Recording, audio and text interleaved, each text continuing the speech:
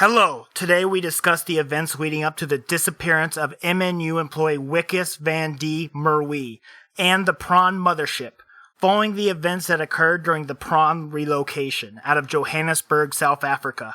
What happened? Where did they go? Will they return? In today's episode, we will provide what information we can, based on the found footage of the event, and probe for the answers, right here on Two Bros, One Film.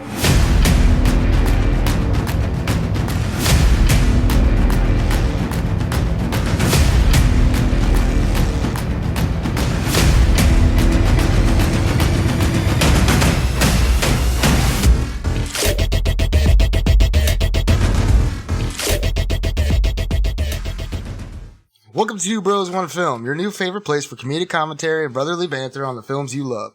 Thank you for joining your hosts, my little brother William. Here. And myself, Xander, as we dive deep into another movie each week. This week, we are covering District 9. Okay, so, what's new?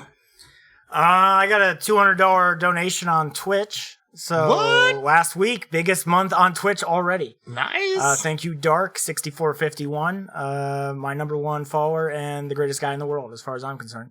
Fuck yeah, dude, get it. What are you going to put it towards? Nothing. I'm saving. Times are tough. McDonald's cut my hours down to like 13 hours a week, so, nothing. Nothing. Saving. Trying to be responsible. Just keep pumping out that content for them. Oh, yeah. Right on, right on. Well, I have nothing really going on. I guess in this last week I have quit marijuana as well too now. So Crazy, unheard of. 100% sober. But yeah. So I don't want to rip people's heads off anymore. I'm just kind of chilling. So that's good. What about the other big life update? Ice Road Trucker, man. Oh! Yeah, I do have not aspirations for ice road trucking, but I think I'm going to... I think I have a plan now with my new sobriety and everything to get my Class A CDL and hit the road and, kind of have a big boy job and drive around. I haven't seen any of the country. I've only been in, the central time zone, just all the way through it.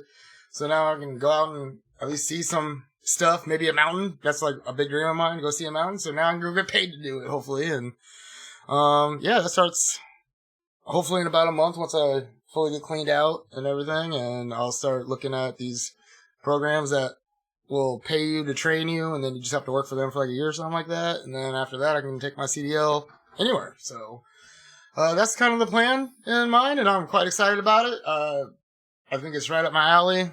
I feel like in my blood, I've been a cook and a chef for years now, and my grandma was a big cook, and she cooked for years.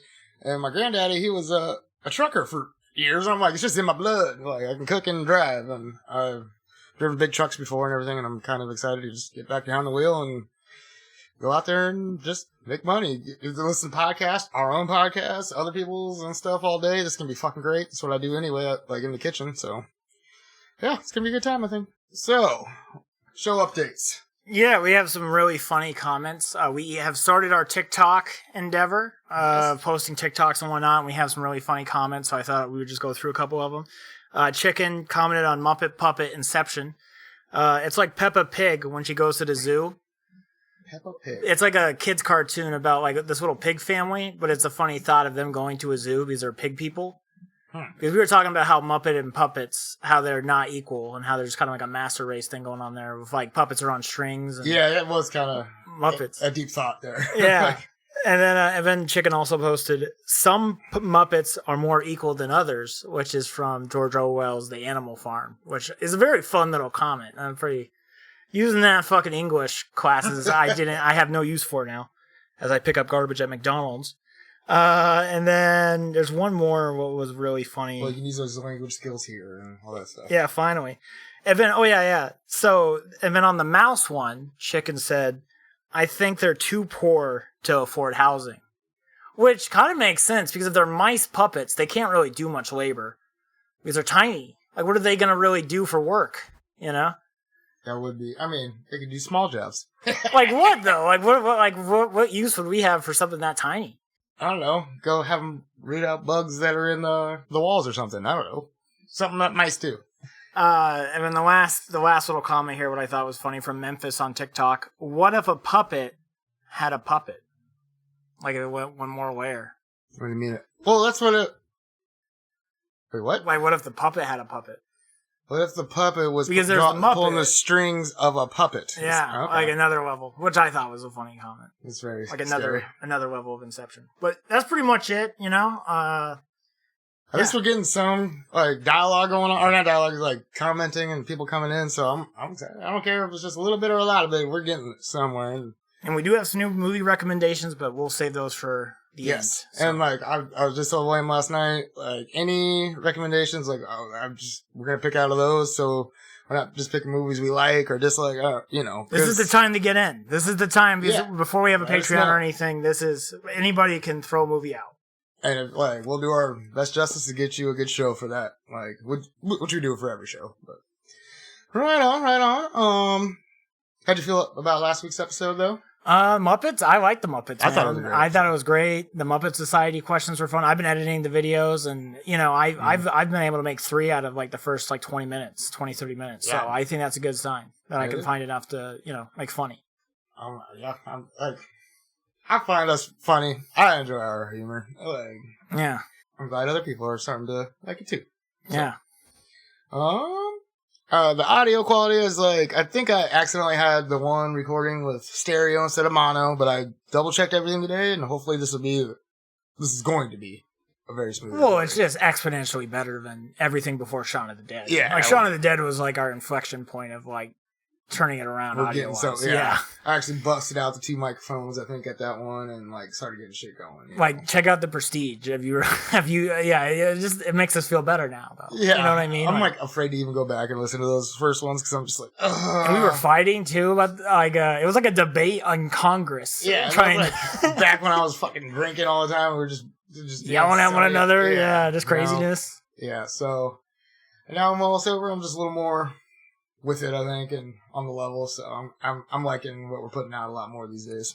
And then some just random movie stuff for you guys. We hung out the night before. We watched a terrible Netflix movie, Ice Road Trucker, which is so bad that it's good. The Ice Road. Oh, the Ice. I don't even know the name of it. I don't even know the name of this movie. But it's terrible. It's terrible. It was atrocious. I don't know shit about. Nice. I don't know shit about trucking, and even I was like, "That's not right." Yeah, and like, so we watched it because I'm like, I was trying to find Ice Road Truckers so I could, I'm getting hyped up on trucking, so I'm like watching shows about it, trying to find one. And I noticed, I'm like, wait, this is a movie.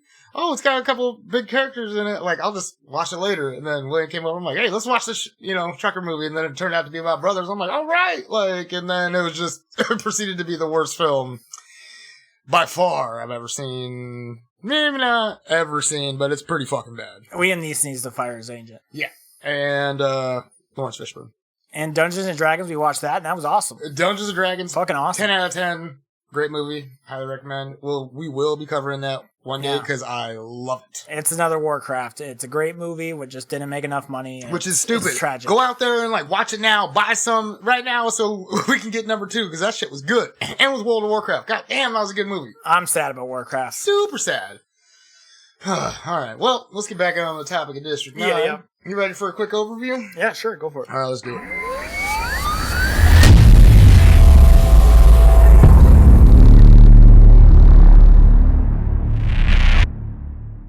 District 9 is a science fiction action, dare I say, comedy? Because it has comedic moments. It's very fucking funny. It was released in 2009, was rated R, and clocks in at 1 hour and 52 minutes. It had a budget of $30 million and it hit a box office of $210.8 million. And it still looks gorgeous. It's still stunning. Pretty good. It holds up. This was back in 2009, right? 2009. Yeah. So yeah, that's aged well. Yeah. Very well. There's only a couple scenes of the CGI being a little, the robot's a little rough, but for the most part though, the prawns are ridiculous. Mm-hmm. The prawns still look insane. Yeah, for sure. It was directed by Neil Blomkamp. Yep. And produced by Peter Jackson and Carolyn Cunningham. Old, the Lord of the Rings guy, Peter Jackson. Yep, Peter Jackson. His stars it's really hard. Sharlto Copley as Wikus Van De Merwe. I hope I didn't butcher that too bad. I'm going to be butchering shit all day. Even listening to it, I couldn't really hear what they're saying. I'm just too American. I got that American brain of language. Even South Africa is like bizarro world English, man. Yeah, it's very strange. Like, even throughout the movie, they were kind of mixing, matching. I watch everything with subtitles on, and they were saying like the different languages, like they were speaking somethingese and Africanese, something like that. Yeah, something, and then they were speaking something else. It's just like a mix of all kinds of different languages with English plopped in there. It was very interesting. That would be a wild place to visit sometime. Yeah. It also stars Jason Cope as Gray Braden, the UKNR chief correspondent that we see doing the interviews, or the interviewees that we see. And he also plays Christopher Johnson, the alien. Oh. Yeah, okay. he's like in a suit. Oh, okay. I mean, I was like, Christopher Johnson doesn't say anything. Yeah, and then he's on stilts. He actually voices, I think, everything you hear over the radios and stuff. Oh, that's cool. It was his voice. I saw something on that. And then, yeah, he did a few other things. He was very involved in this. David James as Wikus Venter. I thought he nailed that. Is that the assistant guy or no? Wikus is the colonel. Oh yeah, fuck that guy. He's my most valuable. He just plays that villain. No, I hate him. I hate him. Yeah. Yep. He's just. We have Vanessa Hayward as Tanya Van De Merwe.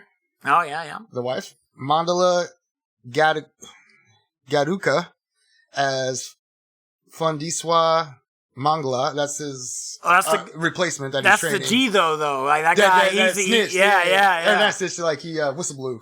Yeah. He's a hero, man. Yep, he is. I love how he's just like all scared in the beginning, and then at the end he's just like, yeah, fuck you. Yeah, fuck these guys. Yeah. He just hardens up. Kenneth Noxie as Thomas, big dude that had the gun. Oh, that guy's awesome. Yeah, I like that. He's like a truck. I knew you were gonna love that guy. Yeah, he's awesome. And Luis Minar as Piet Smith, the father-in-law. Oh yeah, fuck that guy too. Don't trust bald people. That's what this movie taught me. Hey! I was just about to shave my head off again here soon. I'm just saying though, the general's a bald guy, the dad's a bald guy. Don't trust bald guys. That's one of the lessons from this movie. On a 6-sentence synopsis, you better have. Oh, I got it. Okay. I was gonna make a joke that I didn't, but no, I got it. All right, you want me to do it? Yeah, go ahead. Go first. Wikus is a pawn. Does he like the prawn? MNU, a giant con. Prawn human equal or an animal? Never trust bald men. Wikus makes stuff for Tanya. Tanya. Yeah, I don't know how we're supposed to say it. Well, it seems concise and does the trick. Yeah. All right, let's give her a go here. Aliens show up in South Africa. They're stranded, starving workers in their ship and are relocated to District 9. They are stuck there for 20 years until a relocation operation goes underway, headed by a dingus. So the dingus gets infected with alien goo that transforms him into a prawn, leading him to be wanted by about everyone on Earth. He has to figure out a way to get himself back to normal and reunite with his wife. The dingus teams up with a smart prawn with a plan to escape. Wikus is like Wikus. We're going to talk a lot about. He's a dingus. Wikus is a dingus. I know. I feel bad for Wikus, dude. Everybody shits on Wikus in this movie. Everybody. He kind of has it coming. He's kind of like a self-important guy's like. Is he though? Kind of dick that wants to like he just kind of portrays himself as more important than he actually is and then when he gets his job and everyone's like he's kind of a weak little boy. He's like he's not a very smart man. Everybody shits on this guy, man. I feel bad for him. I didn't know if he was feeling like self-important or if he was just like, I'm trying to do my best. I don't know. I felt like he was kind of... My big beef? I don't know why. I forget why. There's like a specific thing. I'm like, he's kind of just like... when he's trying to be, like, Hadel Kubis, because he's having his... I'm in charge now, and like, it's nice that the Cowboys... Wait. Do you feel in charge? Do you? That's I wrote that down. Very appropriate. Yeah, so, I don't know. We'll get into it later. Yeah. So, I don't know. Anything else before we jump in? No, I think I'm ready, man. Oh, wait. The song, the rap, okay, Zulu 7 or Zara 7 or whatever, it's fucking awesome. So, put the title out so you can... I gotta get it. So people know exactly what you're talking about here. It's fucking... Okay, so there's like the South African rap. I don't know what they're saying. All right, we're not brave as Dan Cummins to play it on here, but it's a badass song. Highly recommend it. It's already on my Spotify. Zingu 7. It is Zingu 7. And that's like in the intro, right? Yeah. Okay. It's like in the little intro part, and it's just like blaring. It's fucking awesome. It's cool. It's really cool. And I just love how it plays in with the imagery and stuff like that. It does hit hard. All right. We start the movie with Wikus Van De Merwe with MNU Affairs giving an interview to the camera in MNU Alien Affairs office.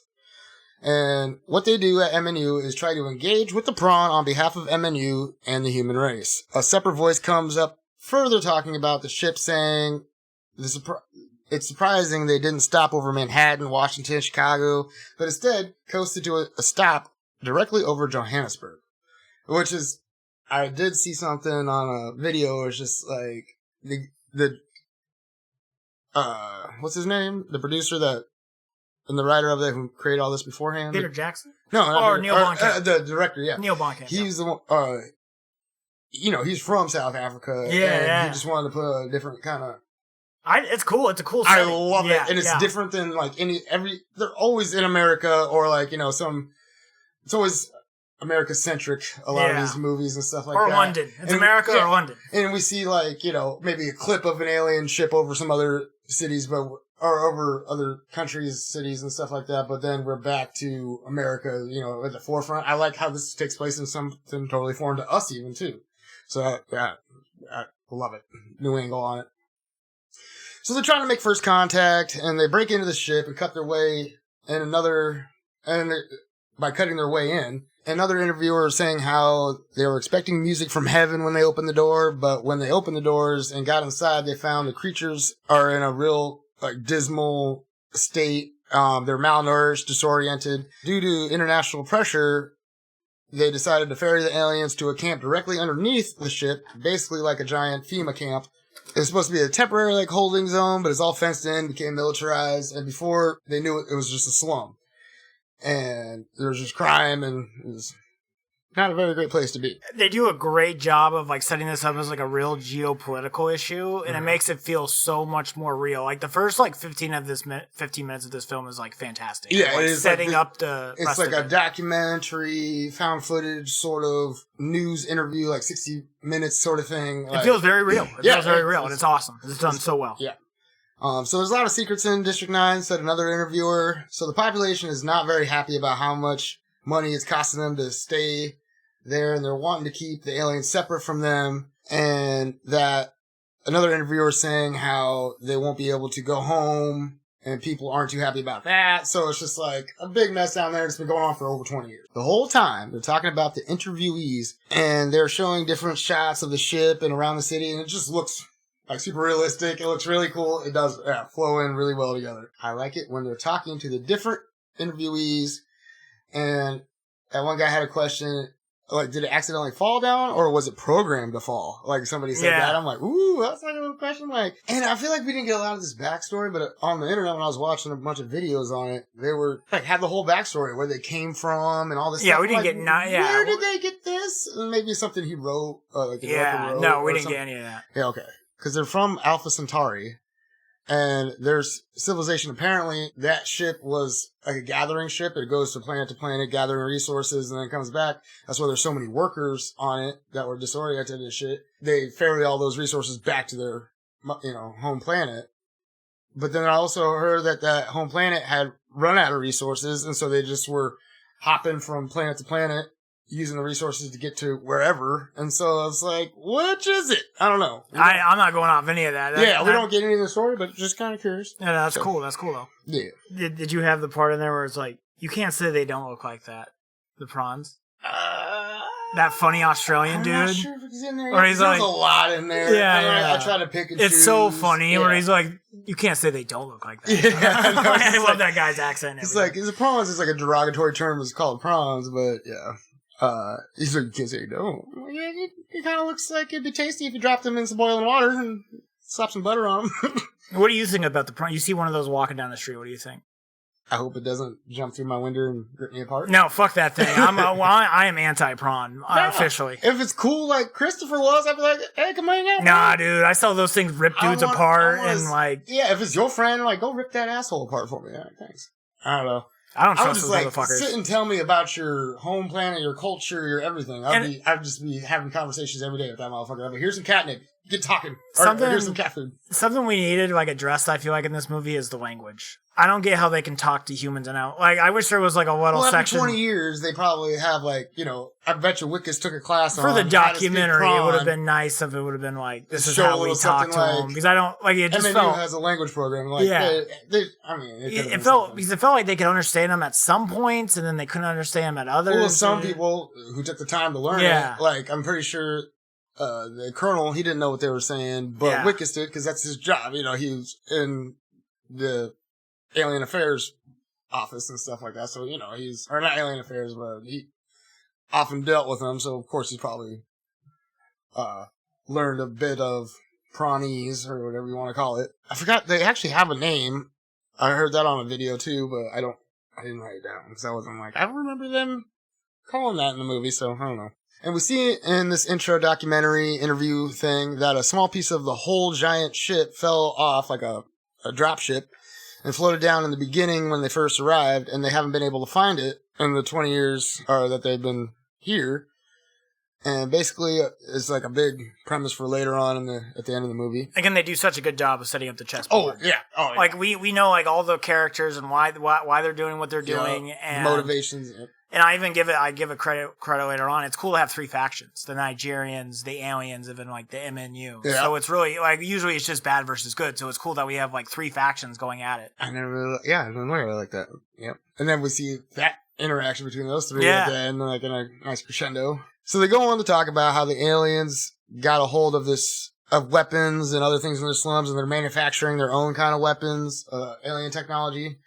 And there's been rioting and violence going on between the humans and aliens, and they're interviewing a bunch of different locals from around Johannesburg. And so this is where they're talking about this is where they say like those look like prawns, but anyway, Johannesburg, and they're saying how they just got to go. They're not even from this planet. Like, they're assholes. Yeah. Fuck these aliens. They're derailing trains, lighting shit on fire, getting high off cat food. yeah, but it's just like These guys that's are for them natural behavior. Like, So they're a bunch of fucking bums getting high, fucking derailing people, killing dudes, robbing people, stealing people's wife. They stealing everybody out here. they're aliens in a foreign place. Like, they don't know how to behave. I think we should have executed these fucks. If I was in charge, It's I terrible. would. No, they're fucking assholes. Fuck I these feel like I would have made guys. a much more effort, like, in the Starfleet way, and I would have tried to communicate and work with them. Bring them into the Federation. If they were cool and not getting high and Screaming. lighting shit on fire and like killing people and just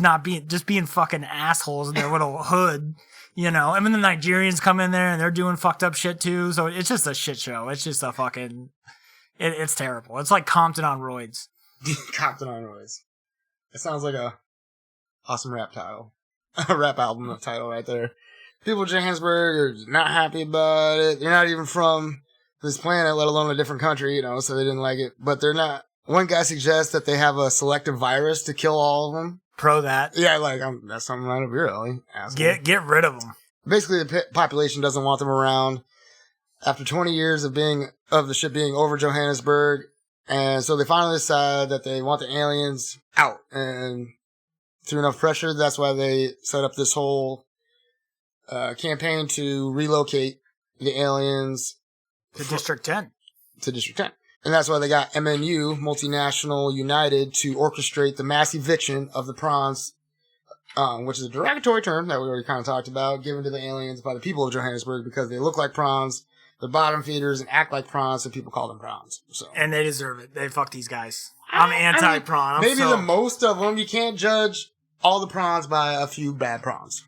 We wipe out There's millions of them. You think every single one of them out there causing trouble? No, some of them, like Christopher Johnson, is trying to get up out of there. Also, what a boring name for Christopher Johnson. Straight humanizing aliens and stuff. Yeah. That's my slave name. Johnson. That's my slave name. Could have been like Steve Smith. Yeah, John Smith. Yeah, John Smith. There you go. So they plan to move the prawns 200 kilometers south of Johannesburg to a new location that they said was very nice, but it looks like a giant FEMA camp as well, with razor wire all around it. And they put that on the front of the pamphlet like it's supposed to be good. But And then Wikus later on, like, oh, it fucking sucks. Yeah, it it's sucks. just like a little shitty tent. yeah, like it's worse. The smaller It's shacks. Fire Festival. Yeah. Oh, Fire Festival. That's that shitty festival. It was down in like South America, and like it was just like a bunch of FEMA camps and stuff. It was like FEMA tents and stuff. It was terrible.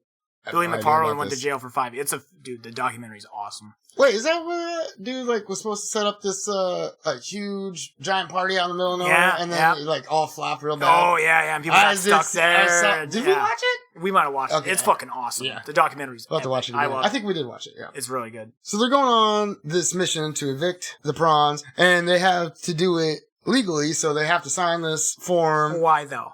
It seems very stupid because they start icing dudes left and right. So it's like, on one way, they're like, we really care about the prawns. And then you're just fucking killing them left and right. So are they people or are they not? Shooting the fuck out of them. Like, yeah, they have armored up skin and they're going to be, some of them are going to be okay, but still, they're fucking people up. Like, they're people still. They have names and shit. Also, they have children.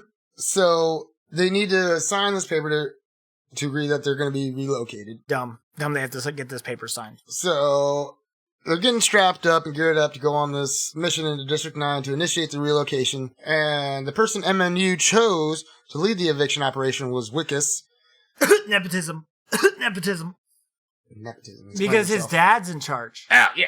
His dad and father-in-law. Father-in-law, yep. And then an interviewee, one of the interviews was mom. And she was like, Wikus was never a very smart boy. Damn, dude, your own mom, man. Yeah. That cuts hard. And after everything we know what happens to this dude, I'm sure she's behind the scene, in his face, oh, you're such a smart boy. Good job. You know what? Fuck her. Fuck her on the behalf of Wikus. Because fuck you, mom. If you said that about me, go fuck yourself. You're fucking stupid. Yeah. That's for Wikus, man. That's for my man Wikus. Evil wench. Yeah. The managing director of MNU South Africa was Piet Smith, was the one responsible for promoting Wikus to that position, but he insists that it was not because Wikus was married to his daughter, Tanya Van De Merwe. So, lies. So they're prepping for the day of the operation. We meet Mandwi Fondiswa. And that's his, the whistleblower, right? Yeah, the whistleblower. Yep. His, gonna be his replacement for his job because he got promoted, so he can have a replacement. The man that's supposed to replace Wikus at his job, and he's following around and training in the interview. We see him in an orange jumpsuit, though, so we know something's going on with him later on. Love the foreshadowing, really cool. Yeah, and it's kind of hard it was hard for me to kind of write this out in a cohesive way because we're watching the actual film and then we're watching an interview or found footage kind of thing. Post movie. Yeah, post movie. So it's kind of it's the Prestige again. The Prestige again, where it's just you have to bear with us, watch the movie first, so you know kind of what we're going with here. We'll cover everything. It might just not happen in order. Sequential order is proper. Yeah, it's kind of all around. And at some point, this is Wikus always loves making me things. Where for Tanya, the bowl, which is a really cool reference to the flower. Yeah, I didn't even mention that. And then Wikus can't get a W in this movie. The bull gets smushed. She smushes fucking it. Sits on it. God damn it! Poor Watch Wikus, your ass, girl. Mom shitting on him. Fucking bull getting smashed. So yeah, we know that his assistant or his replacement, Fondiswa, is gonna be up to something later. We also meet Colonel Kubis, who is the leader of the Cowboys, which is the military branch of the MNU. Basically, he's the head of a bunch of mercenaries that work for the company. And then Wikus notices one of Kubis' soldiers having too much ammunition, and he's trying to say, hey, they should find more efficient ways of dealing with the prawns and not killing. And Kubis gets all on his face, fuck you, get the fuck out of my face. And, it just really puts Wikus back in his place. That's what I was talking about earlier, how he thinks he's, a little more head honcho than he really is. Do you feel in charge? Yeah. He just thinks he's a big man, but he's not. And it's weird, too, because he's isn't he supposed to be in charge? Yeah, he's supposed to play the part. He's not really in charge. You're going to have some little dingus fucking up in there trying to act big man. Big men are going to call him out. So. I wish Wikus, and I don't know where, just in general, I wish Wikus was more prawn. I wish he would have been he was kind of a good intentioned guy. But he's not. He's not. He's straight coward shit. That's what I'm talking about. So it's just it really hurts the movie in my opinion because I think it would have been awesome if Wikus would have been I really like the prawns. I think, he sticks up for them and then shit just goes really sideways and he turns into a prawn, and just shit just doesn't work out for this guy just it's good intentions lead to hell kind of a thing. Yeah. And I just think Wikus being kind of a dude. But it's kind of more two-faced. Yeah, no, he's more two-faced and there's some lines I write where it's he says some really shitty things about prawns. So it just, I think that things. I think it does hurt the movie though, because it's like I really don't root for Wikus. Like it just shit just kind of happens. A turd. Like, but I think it kind of hurts the movie because I'm like I don't pull for this guy. I don't really pull for this guy. Yeah, I think that's what it's supposed to do though. I know it does get me. It does get me going. We'll get into it more as we progress. And like, okay, so Kubus gets all on his face and then leaves, whatever. But Wikus, he just seems like this like super sweet, soft, very charismatic, jolly fellow with everyone. And these military guys are just getting all tacked out and ready for combat. It's just very off-putting to like try to involve yourself in that kind of situation. Also, it's not a good like you're trying to reach out to the aliens. But you're showing up in all this, like, military gear and, like, fucking... Yeah. It's kind of a bad look, though. It's like, if you're trying to win over the locals, if you're trying to do this peacefully, why even bring the stick? Why you're coming in like the Empire? And right. Also, we're jumping the gun a little bit, but I love that one prawn who's, like, was sitting there with the AK. Like, he's like, I've been waiting for these motherfuckers. like he's just sitting there, like, ready. I fucking love that guy. Wikus mentions how it was nice, like, during this part, like, he's, talking to everyone in like a conference room, and he's kind of laying out getting introduced as the head of this operation. And he had mentioned while he's up front talking to everybody that it's nice that the military guys aren't the ones in charge of this operation for once. We see interviewees and shit give information that kind of leads us to think that something bad really happened during this operation, that he did some fucked up shit. And they do him so dirty. Yeah, because like we're seeing parts of this interview, we were like, "What could he have done?" But we find out later what the media was spewing about it. Yeah, and so like, I just love how like it plays together because we don't know at this point, like, what do you do? Like, oh damn, but that we know it's just a smear campaign. It's just like, damn, dude, they fucked this guy up bad, dude. He's also fucking dumb, too. But there's a few parts we'll get into where, like, he could have easily saved himself a lot of grief if he just didn't be a fucking idiot. But he didn't deserve what happened to him.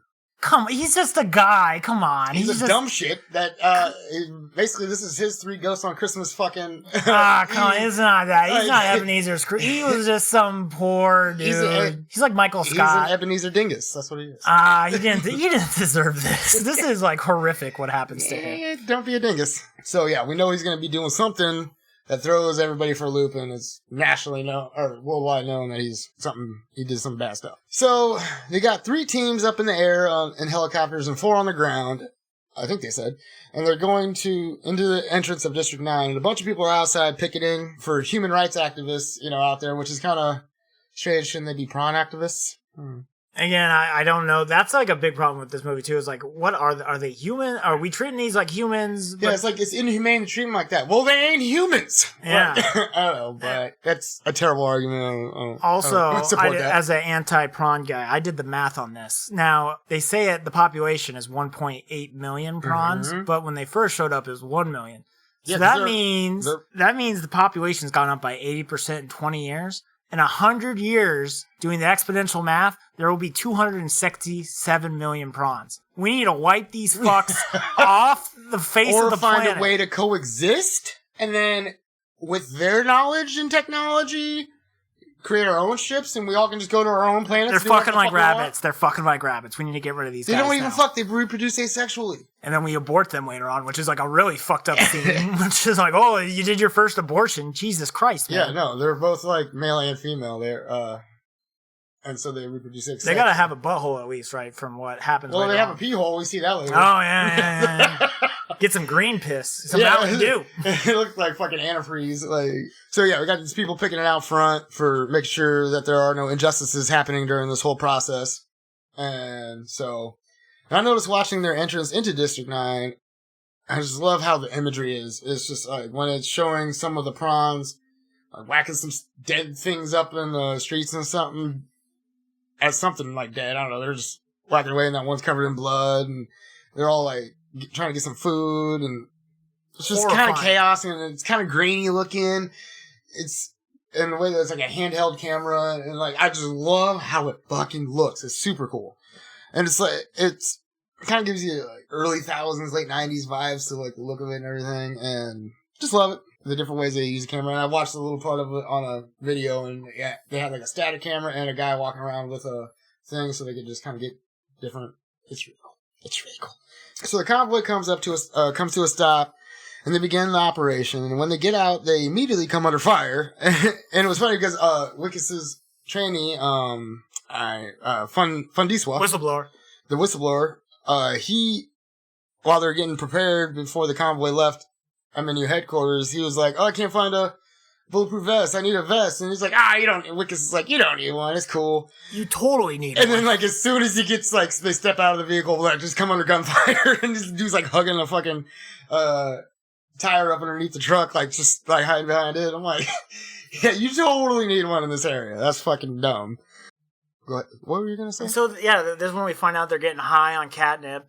All their leaders are dead, so we just have the deadbeat prawns. Oh, yeah. These guys suck. They fucking suck. They're blowing shit up, and they're fucking deadbeats, and they're just getting high of catnip all day. Fuck these guys. It could be ways to reform them if we learn how to communicate. I'm just saying. Starfleet. That's the Starfleet way, you know. We're gonna try to make peace with these things and, like, The coexist. American way is to wipe these fucks off the face of the planet. There is no America in Starfleet, okay? I guess South Africa's in charge of this op. Okay, so they start going door to door to get the prawns to sign the paper. And the first one that they go to, the prawn tells Wikus to fuck himself and slaps the clipboard out of his hand. And Wikus is like, "That counts." Just like, that works. You see him put the hand on, that's like, see, he's just being like a little sneaky fucking shit.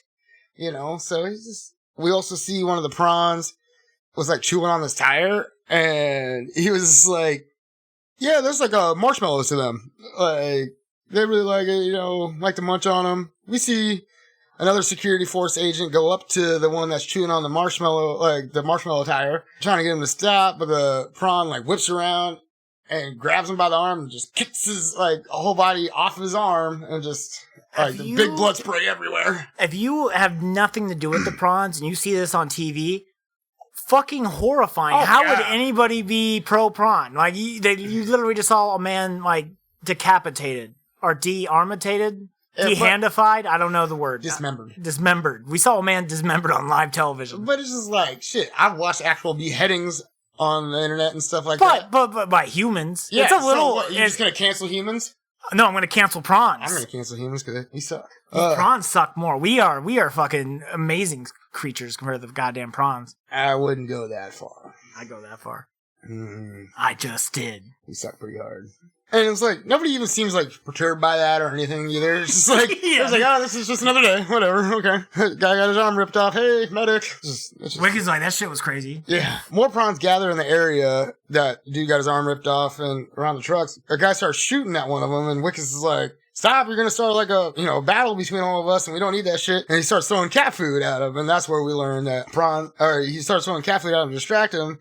Basically, because cat food is a kind of like catnip for them, only far more intense. So one of the people being interviewed is talking about, because again, just to clarify, we're watching the events happen and then we see interview footage on, like, cuts to interview footage and then back to what we're, like, real time.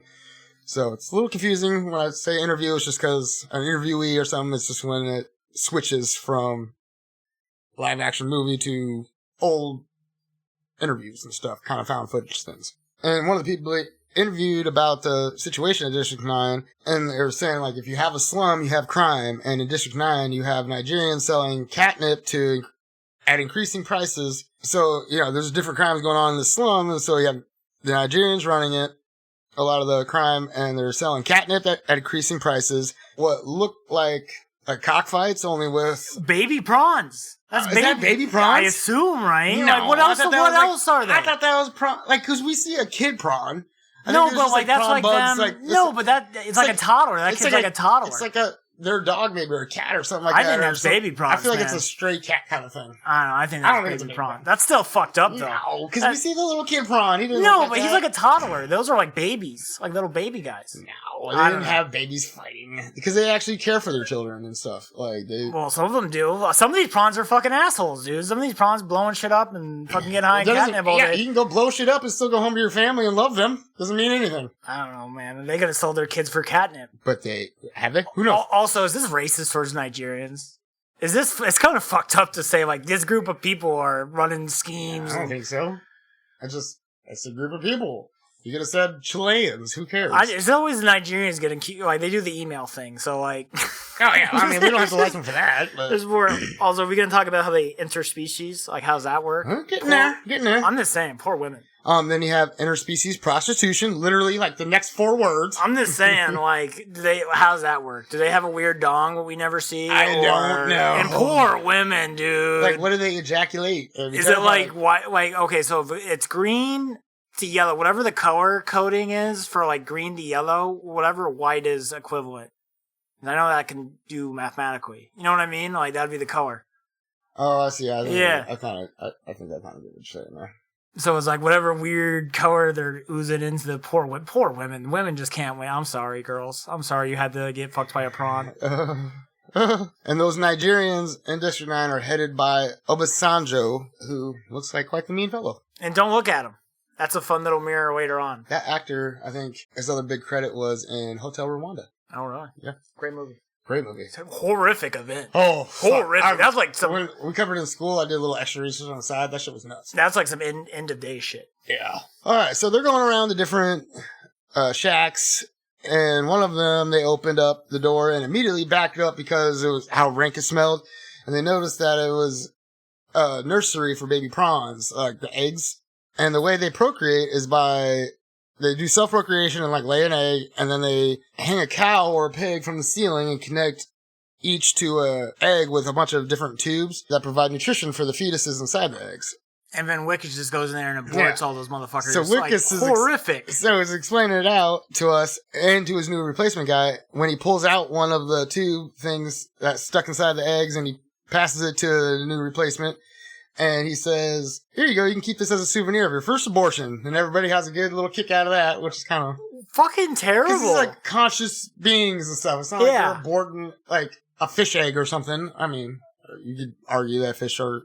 This is really fucked up. Like, as a pro-prawn, again, I don't give a shit. Like, fucking burn them to death. But the rights violation there seems kind of hefty, but, like, you have to have a license they make them get a license to procreate. Like, I'm sure they never approve a license or a permit to...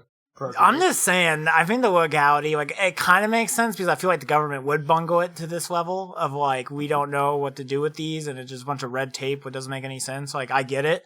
But at the same time, it is really hard for me to be like, are they human or are they not? Because we can abort all these motherfuckers. They're not human, obviously. We need to get a signature to move them, but we can kill their babies like it's going out of style. Like, pick a lane, dude. Pick a lane. Yeah. It's hard for me to, I don't know the rules. I don't know the rules. I don't get the rules of prawn.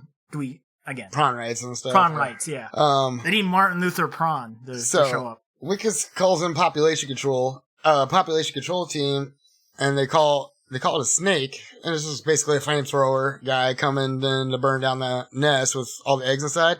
And we can hear little pops going off inside, and Wikus is like, yeah, it's like popcorn, and they just pop, and they just like pop right out of the eggs, and just like, it's fucked up. And they're all like, he's all just super like charismatic and just, cheesing ear to ear. It seems like he just really loves his job. He loves watching those little babies burn. It's terrible. So they're going around checking more shacks, and they find guns in bushes and in different shacks. And one of the people they're interviewing, again, going to an interviewee, is saying how that's the real reason that they're in District 9 going through all this is they're doing a whole evacuation is because they want the weapons. MNU is the world's largest or the world's second largest manufacturing company in the world for military industrial complex. Yeah, in the military industrial complex. Well, and it's just like with these guys, it's like they're probably a huge conflict of interest here. You want them to do a humanitarian thing when they want to make weapons or whatever.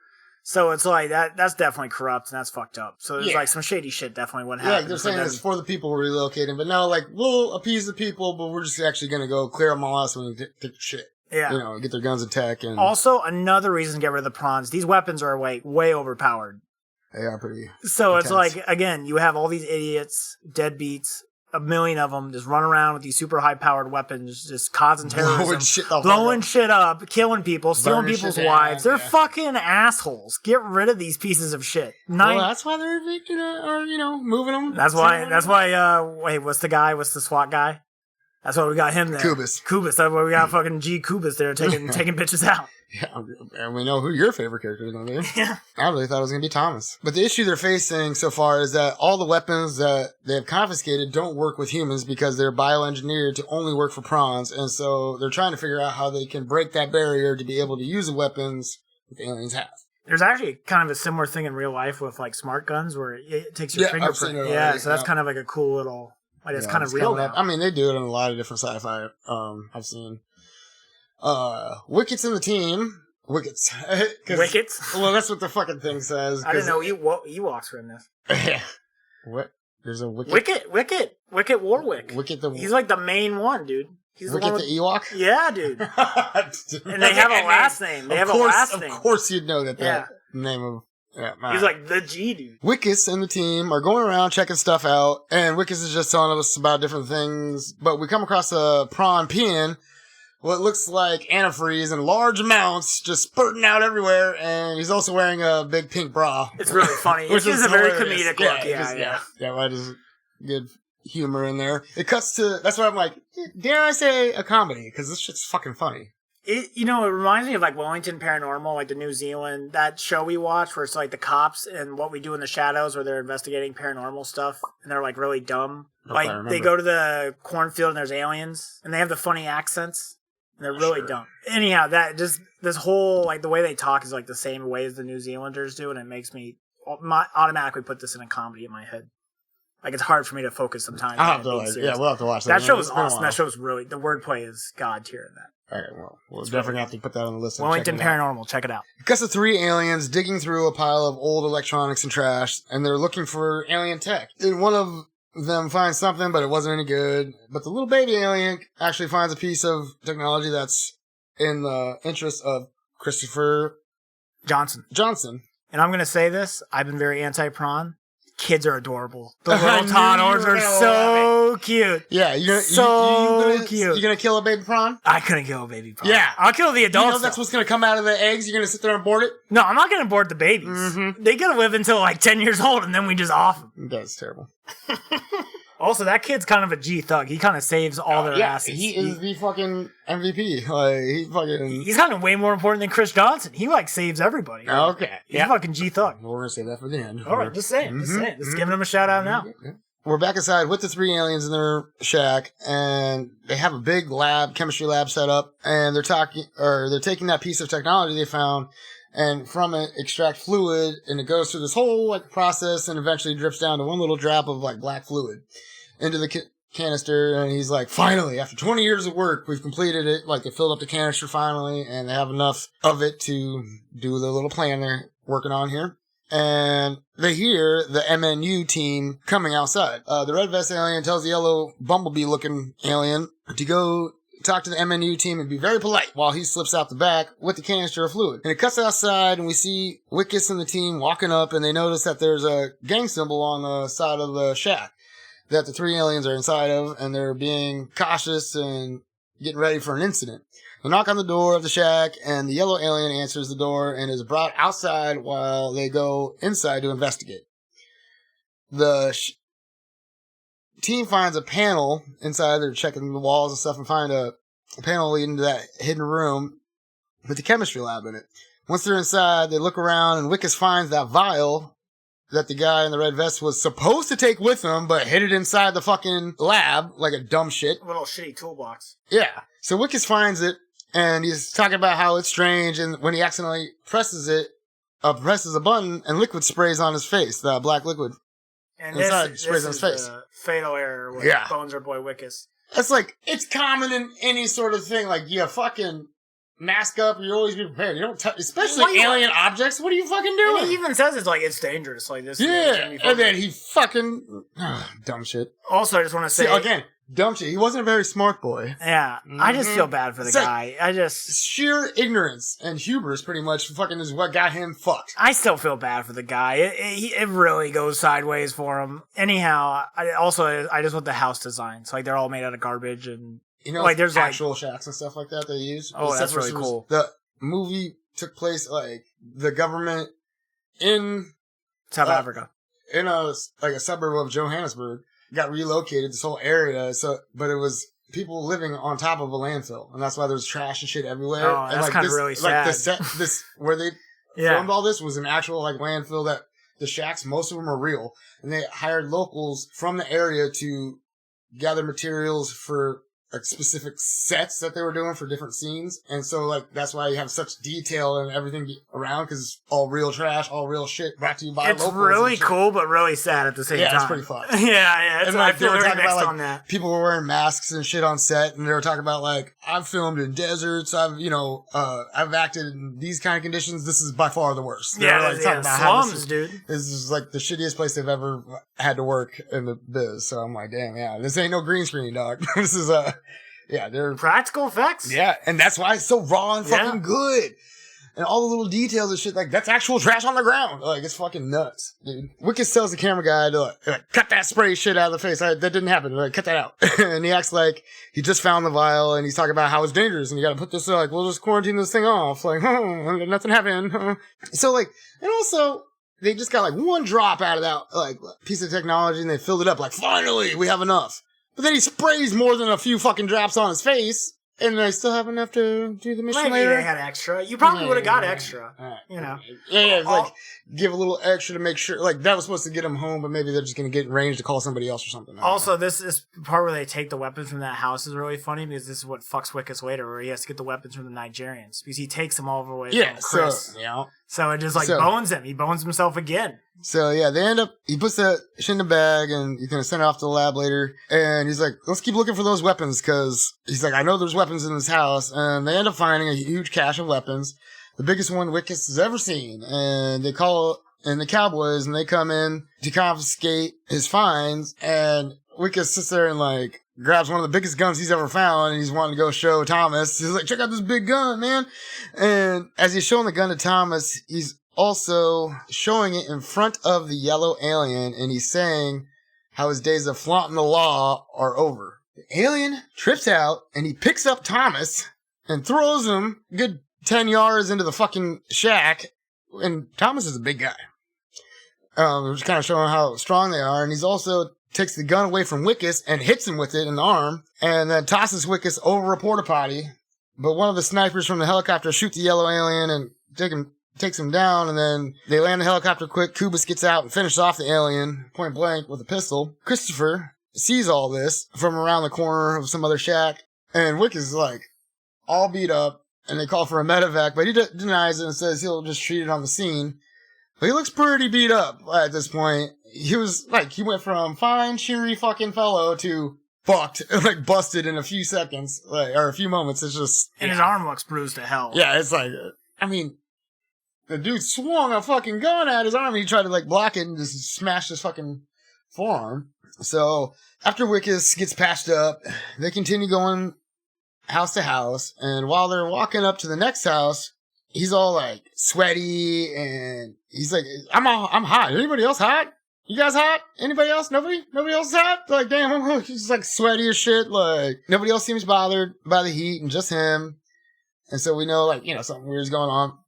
They end up going to the house of the red vest alien, and his kid, the little, I don't know if we ever find out his name. Yeah. The kid alien. Oh, so the red vest and the kid alien's house is what they get to. And this is where we get some alien racism. Sure do. So Wikus sees the kid playing out in front, saying like, there's more kids than I have, you know, there's kids all over the place. There's goddamn kids everywhere. And this is why we abort, because there's just too many damn kids. And they're walking up. He tosses him a sweetie. He's like, I'll just toss him a sweetie. It keeps him distracted. Works every time. But the kid just tosses the sucker back, hits him in the eye. Just like more insult to injury. It's like, Wikus just got fucked up by a different alien. And this pisses Wikus off now. And he's like, no longer this happy-go-lucky, cheerful guy. And now we kind of see he's like, he's pissed. And the alien in the red vest comes outside, and it's like, what's up? And they tried to get him to sign this eviction notice. I'm just gonna say, like, yeah, this just paints Wikus as kind of an asshole, because he's like, abort this kid, get rid of, like, too many of these little motherfuckers around. And then it's like, even the guy's like, should I shoot the little bastard? And then, like, a second later, it's like, don't point your fucking tentacles at me. Yeah. It's just like, it's kind of, I don't like Wikus, and it makes the rest of the, kind of makes the rest of the movie, because I'm not rooting for the guy. I'm like, fuck this guy. Yeah. But then you're like, he doesn't deserve all that. Well, It's like it's a mixed a little bag. wishy-washy right now. You get a little back and forth. A little bit. Well, that's what's so hard about it. Yeah. I want to like Wikus. I want to like this because I feel like he didn't deserve what happened to him. But why do you want to like him? Because he's a human. Well, yeah. In this situation, I just feel bad for him for the shit, all the shit that happens to him. But it's like I wish he was more pro prawn. I wish he would have been like the one guy who was like trying to help them. Should have been like, don't you dare even think of that. Yeah, no, I wish he would have been way more in their camp, and it just really backfired on him. That kind of character. Because then you would be like rooting for the guy more, and I'm just not. Like I'm like I don't really. You're just a guy, and I think you're kind of a twat, and I don't really. Yeah, I'm not really upset that shit goes bad for him, and so. Like I don't think it should be as bad, but like I'm not rooting really for it. Like he's just kind of there. Yeah. He's kind of like a conduit for things to happen to him for me. And it's like, I wish it was more of a protagonist.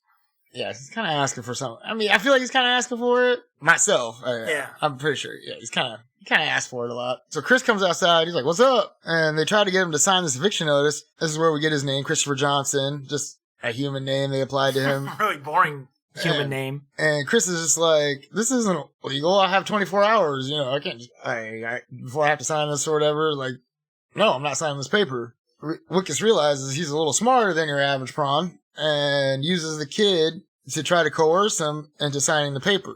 So Wikus asks Chris if he has a license or a permit for that child, and Chris says yes. And Wikus counters with, well, there's a bunch of dirt and trash around this yard here. It doesn't seem like a good place for kids to be playing and stuff, so it's not safe, and we're going to have to take your kid down to child services. And this is where Chris says, like, no, you're not taking my kid nowhere. Really great protagonist moment where I really want to root for this guy for taking someone's kid away. Yeah, yes, it's like the coldest move, fucking with someone's kids, you know, like this. Especially when they're so cute little prawns. Fucking sleazy dingus, man. Sleazy dingus. I'm just saying. So, yeah, you're not taking my kid anywhere. But Wikus is like, oh, well, if you ain't going to sign it, I'm taking him down to child services. So Wikus goes inside to try to find the child. And when he does, he sees computer stuff hanging all over the walls. And he says, this, oh, look, like the walls are decorated with computer stuff. Like he thinks they're using it for decoration, not actually like using it. Like fucking, again, just arrogant and pompous a bit, you know? And the hubris, I think, like, it's a good word for this fucking dingus. No, obviously thinking Chris is too dumb to be able to actually work these computers and stuff like that. So while Wikus is inside, he tells Thomas to keep a gun on Chris because he's definitely a criminal with all this like computer stuff around. And he's looking around and he's coughing and he's looking real rough, real pale. And all of a sudden we hear like his stomach gurgling and shit. He runs outside and starts puking heavily behind the shack. And Chris notices this, and I think he might have a little realization, like, yeah, something's up with this guy. But, and we see Wikus after he's done puking, and he had puke, kind of like his hand in the way of his puking, and so his puke is all over his hand. And Thomas and them were asking, like, hey, you alright, boss? And he's just winging his, like, puke hand, like, dripping all over everybody. I'm like, this is fucking nasty. Like, stop swinging your...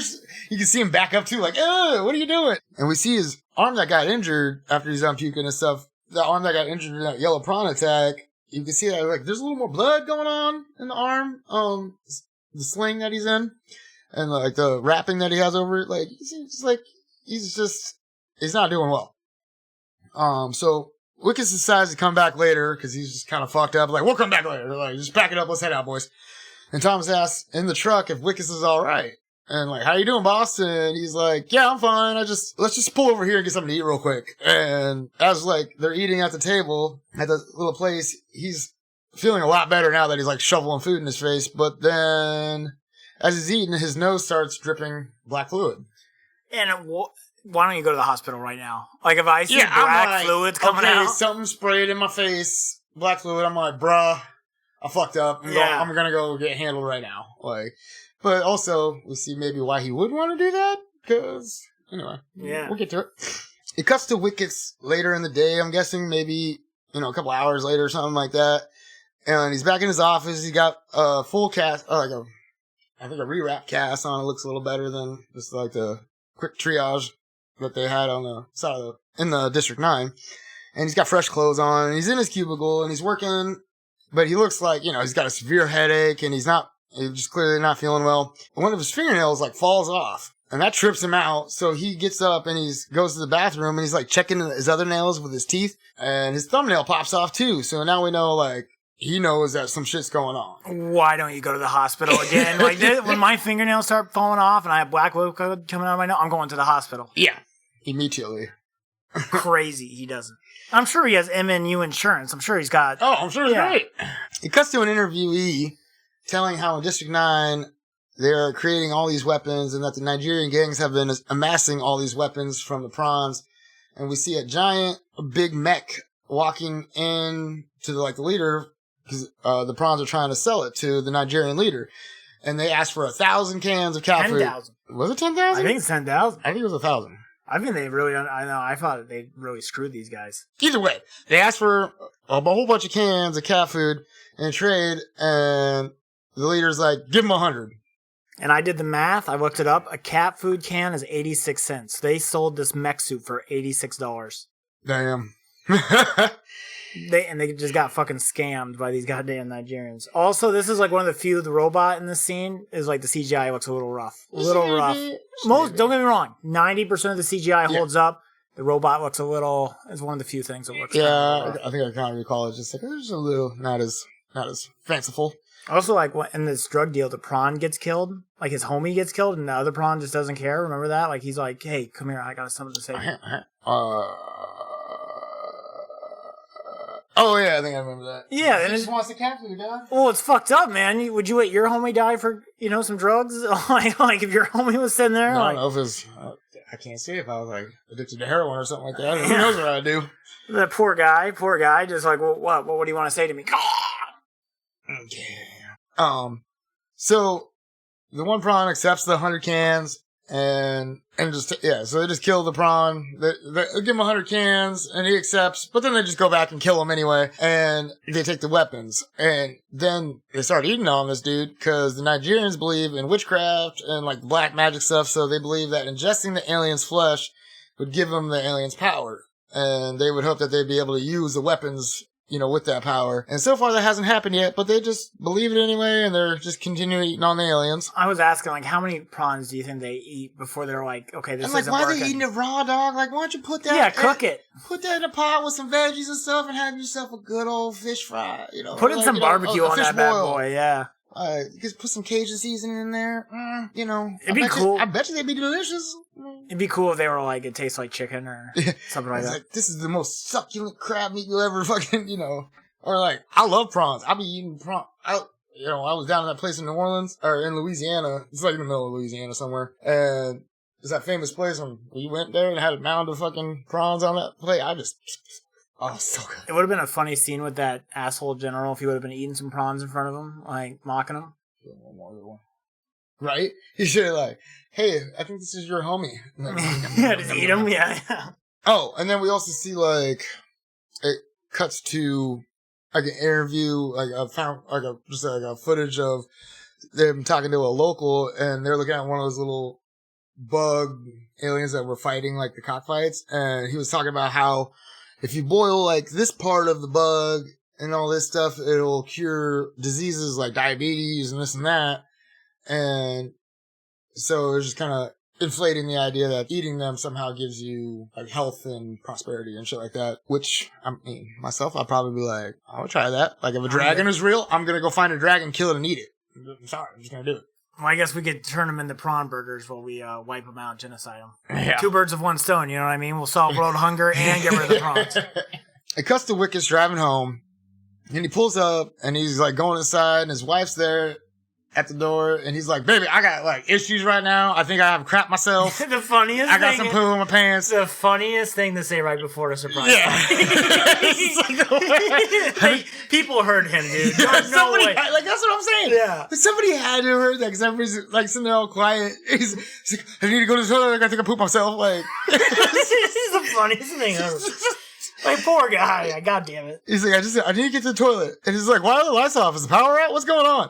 And all of a sudden, Flash lights come on, and surprise! And he's got this surprise party with a bunch of people and coworkers and stuff, and this dude is looking rough. How did they not just take him to the hospital immediately? He looks terrible. Bro, as soon as the surprise, oh, are you okay? Yeah, right? He does not look good. Does not look good. Yeah, looking rough. His tie's undone. He's sweaty, disheveled looking hair. He's just sickly.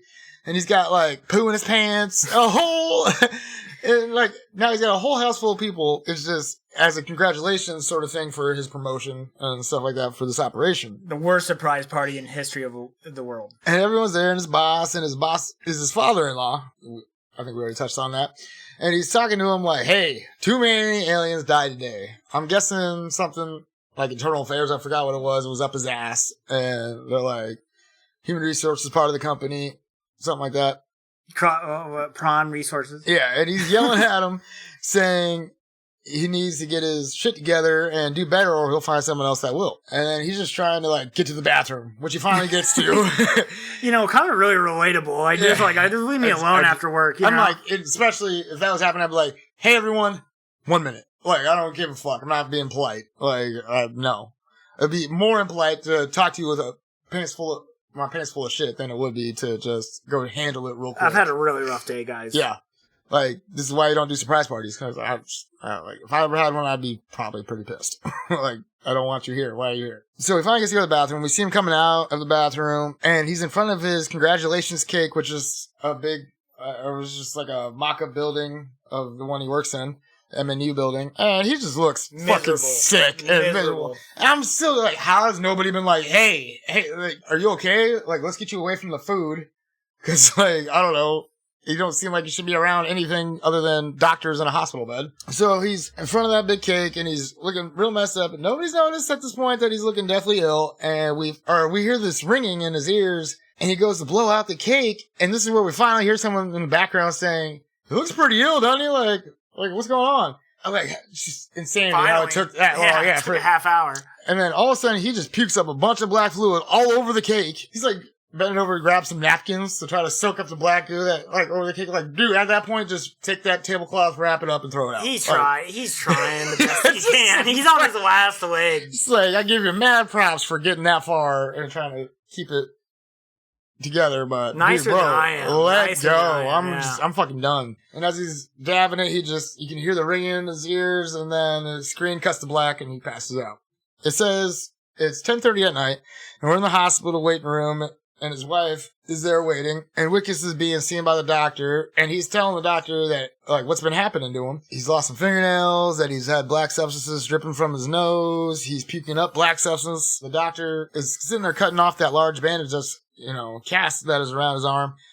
And as he's cutting through it, he finally gets to the end, and a prawn-like hand just flops out. Wikus freaks out, and the doctor's oh shit, and grabs a mask to try to I'm guessing put him down, to sedate him. But Wikus is fighting back and kicking and screaming, and we hear over the PA in the waiting room where his wife is that there's some emergency in Ward 11 and all personnel to have other people evacuated and all that stuff. And we see a bunch of MNU security officers run through the waiting lobby to the room, and Wikus' wife follows, and you can see that they're taking Wikus away, and that body bag zip up thing is I wonder how much air is in there. I don't know. That's what I thought.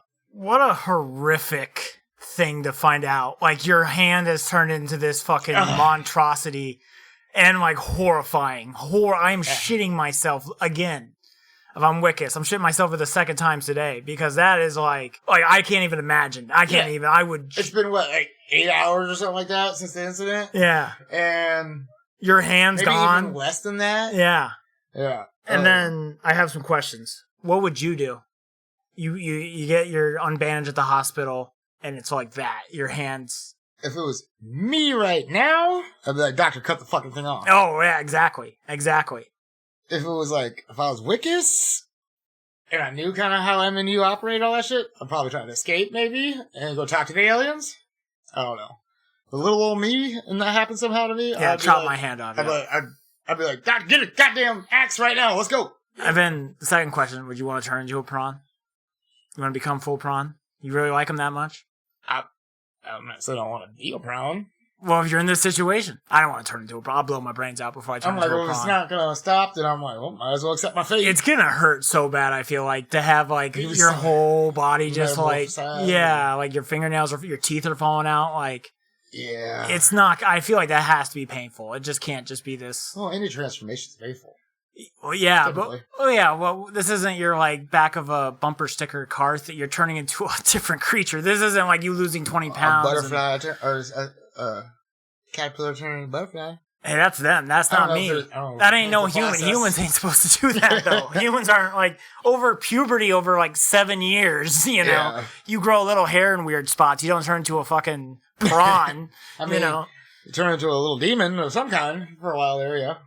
All those fucking hormones and shit. Yeah. And teenagers are often hungry as hell, so scary little bastards. He's all zipped up, and he's being helicoptered to MNU headquarters.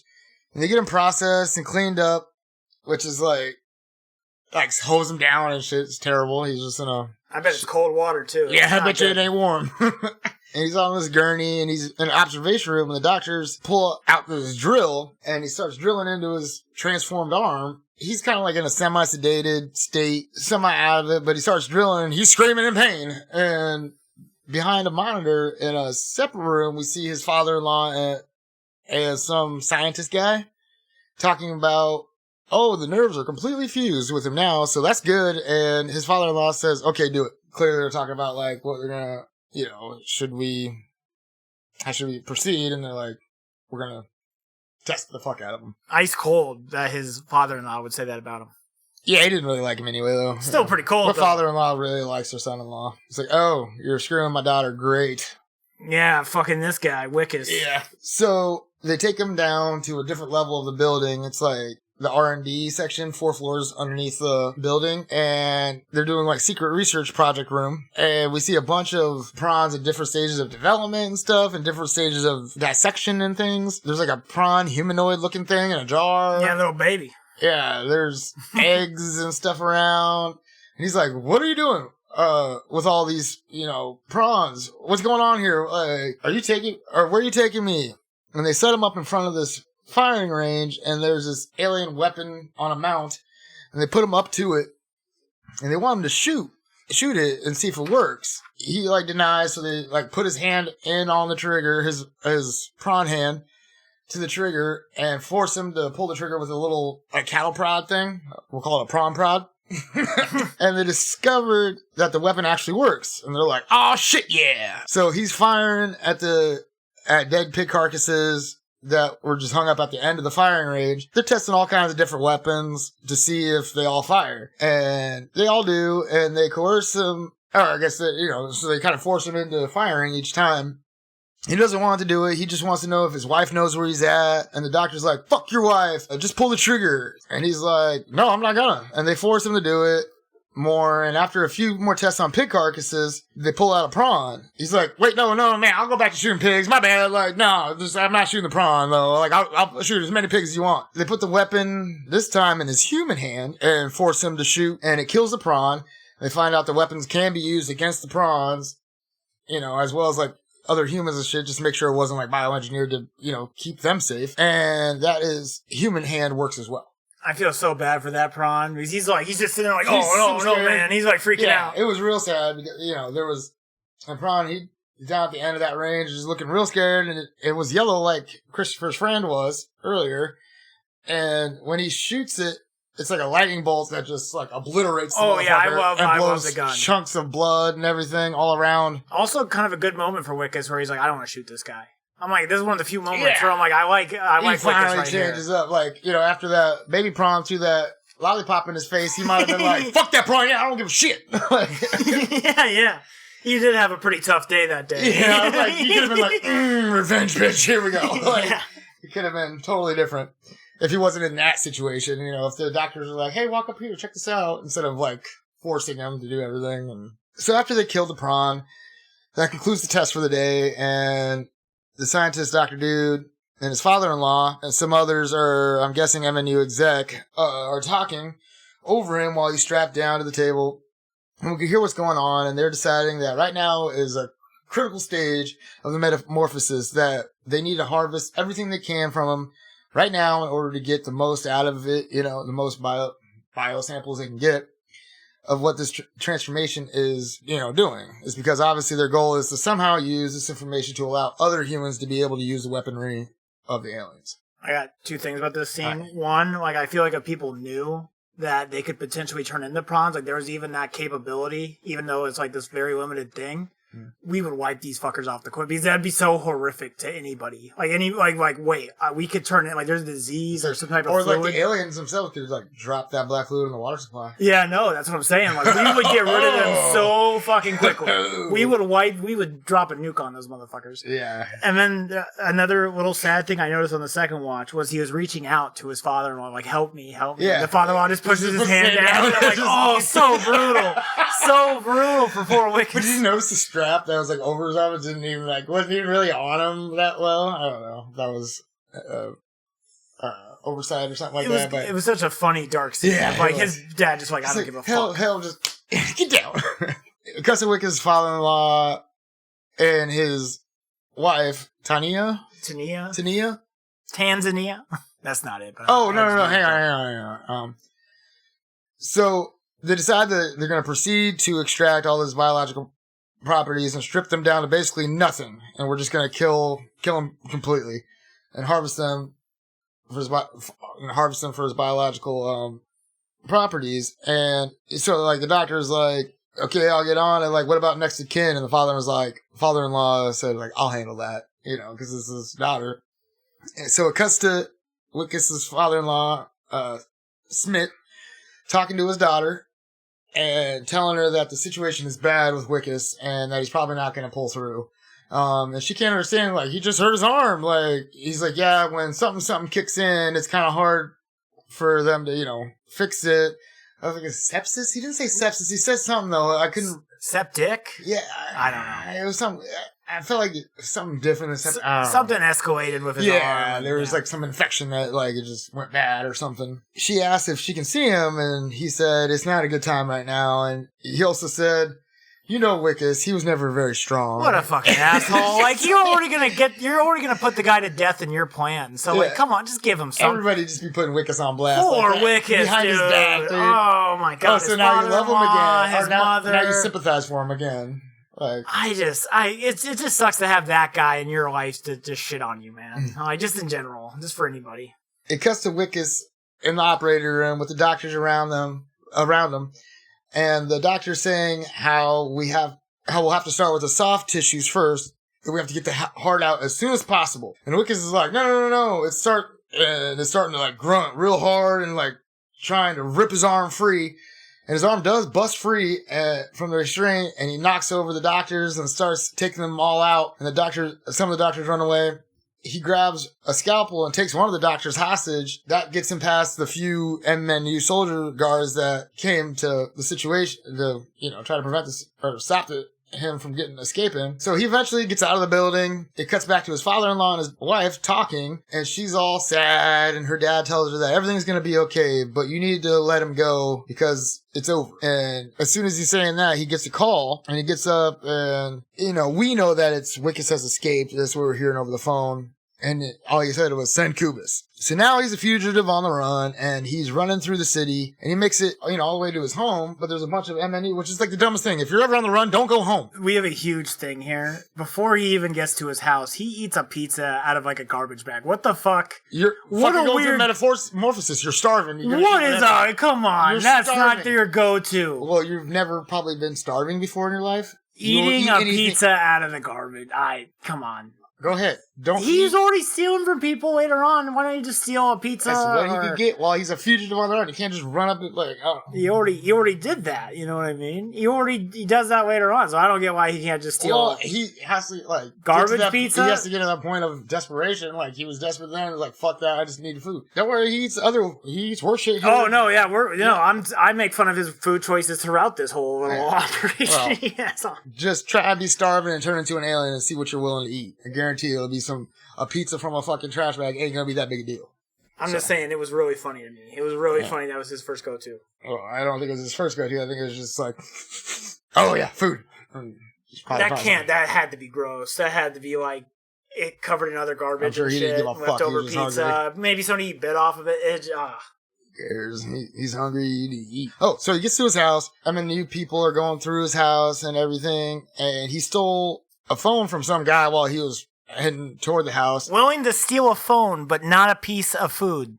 So he calls the house, and his mother-in-law picks up, and he's just like, "Why are you answering my phone? Like, who are all these people going through my house?" She's just like, "Nah, on the phone," and he eventually just leaves the whole scene.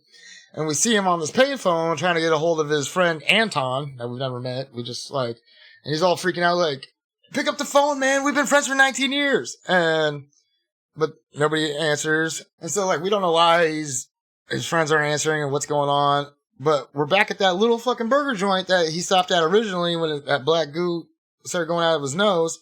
That's when we get the information that there's a smear campaign about him going over all the media about how he's had sexual relations with an alien, and he's trying to be in line at that burger joint ordering food legitly, but then people see his face on the TV and look over at him and they're all like, "Ah!" and he had sex with an alien, he could be contagious, and everybody's like, "Ah!" and runs out. He's still trying to pay for the food that the other people bought or ordered and stuff like that. It's just you're still trying to be legit to the end. Bro, just grab the fucking food and go. Man, they did him dirty quite literally. You know what I mean? I've never seen a truer showing an image of photoshopped him of fucking an alien. Jesus Christ. And then there's also a really funny thing I noticed with subtitles where it says they had a phone number, 1-800-STOP-WIKUS. Really? Yeah, and I'm that's so funny. That's so funny. That's fucking great. But that poor bastard, dude. Yeah. Man, they did him dirty. That's never heard that statement done so true. Yeah, for sure. I mean, his poor wife thinks he fucked an alien. Yeah. Oh, it's just so bad. It makes all the other, the little comments throughout the movie even worse. What did he do? And then it's he fucked an alien. And that's why, in the interview, in the beginning, they were just "I can't believe what he did," and all that stuff. This is, oh no. So it's still way after this whole event, and people are still talking about, "I just can't believe that shit was did." crazy, man. He fucked one of them. So that campaign worked really well. It definitely sullied his reputation for good. I like prawns, but he really liked prawns. Oh, so eventually, he just steals the food that was there and a couple things from behind the counter, and he runs off. And he's just starving because it takes a lot of energy for metamorphosis to take place, apparently. It shows us that it's 31 hours after exposure at this point. We see this awesome shot of him standing on this hill overlooking District 9 with the ship in the background, and it's just epic looking to me. It's really cool. It's really fucking cool. It's one of my favorite shots they have. So he tries to call his wife again while he's up on that hill when an NMU truck comes up, but it doesn't see him.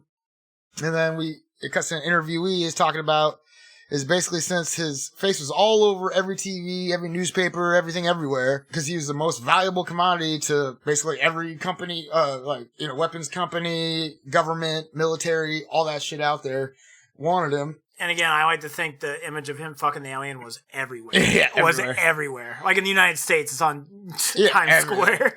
That'd be terrible. Probably was, though. Because he's the only successful person that was fused with an alien, DNA, and stayed alive. And so everyone searched for him so they can get a piece of it. So they were saying, everyone was searching for him everywhere. The only place he could hide was back in District 9. So we see him sneaking back in to District 9. And I was thinking, that's a huge place that holds... There's a million and a half aliens. That's gotta be a pretty decent-sized city. Pretty fucking decent-sized city. That's gotta be a lot of running that motherfucker did to that whole goddamn thing. I'm just saying, that motherfucker's been moving all fucking day. That's all. Just fuck. We see him come up to a shack, and take the tape off the door, it's an MNU tape that's off limits or something like that. I'm guessing maybe even something he put on there earlier that day. Oh yeah, we cleared this house. There's nothing in it. I'm just gonna sneak back in here. How you feel, motherfucker? You know? So he gets inside, he gets comfortable in the shack, getting to lay down, sleeping in a bunch of trash, basically, and using a cardboard box for a blanket. So he wakes up the next morning, and he is hungrier than a mug. And we see him, shake the last little bits of cat food out of this can, which is quite horribly gross. Just think how fucking funky, nasty that'd be. Again, his food choices throughout this movie are fucking terrible. Well, when you're starving, William, and turning into an alien... I think I starve. You have limited options.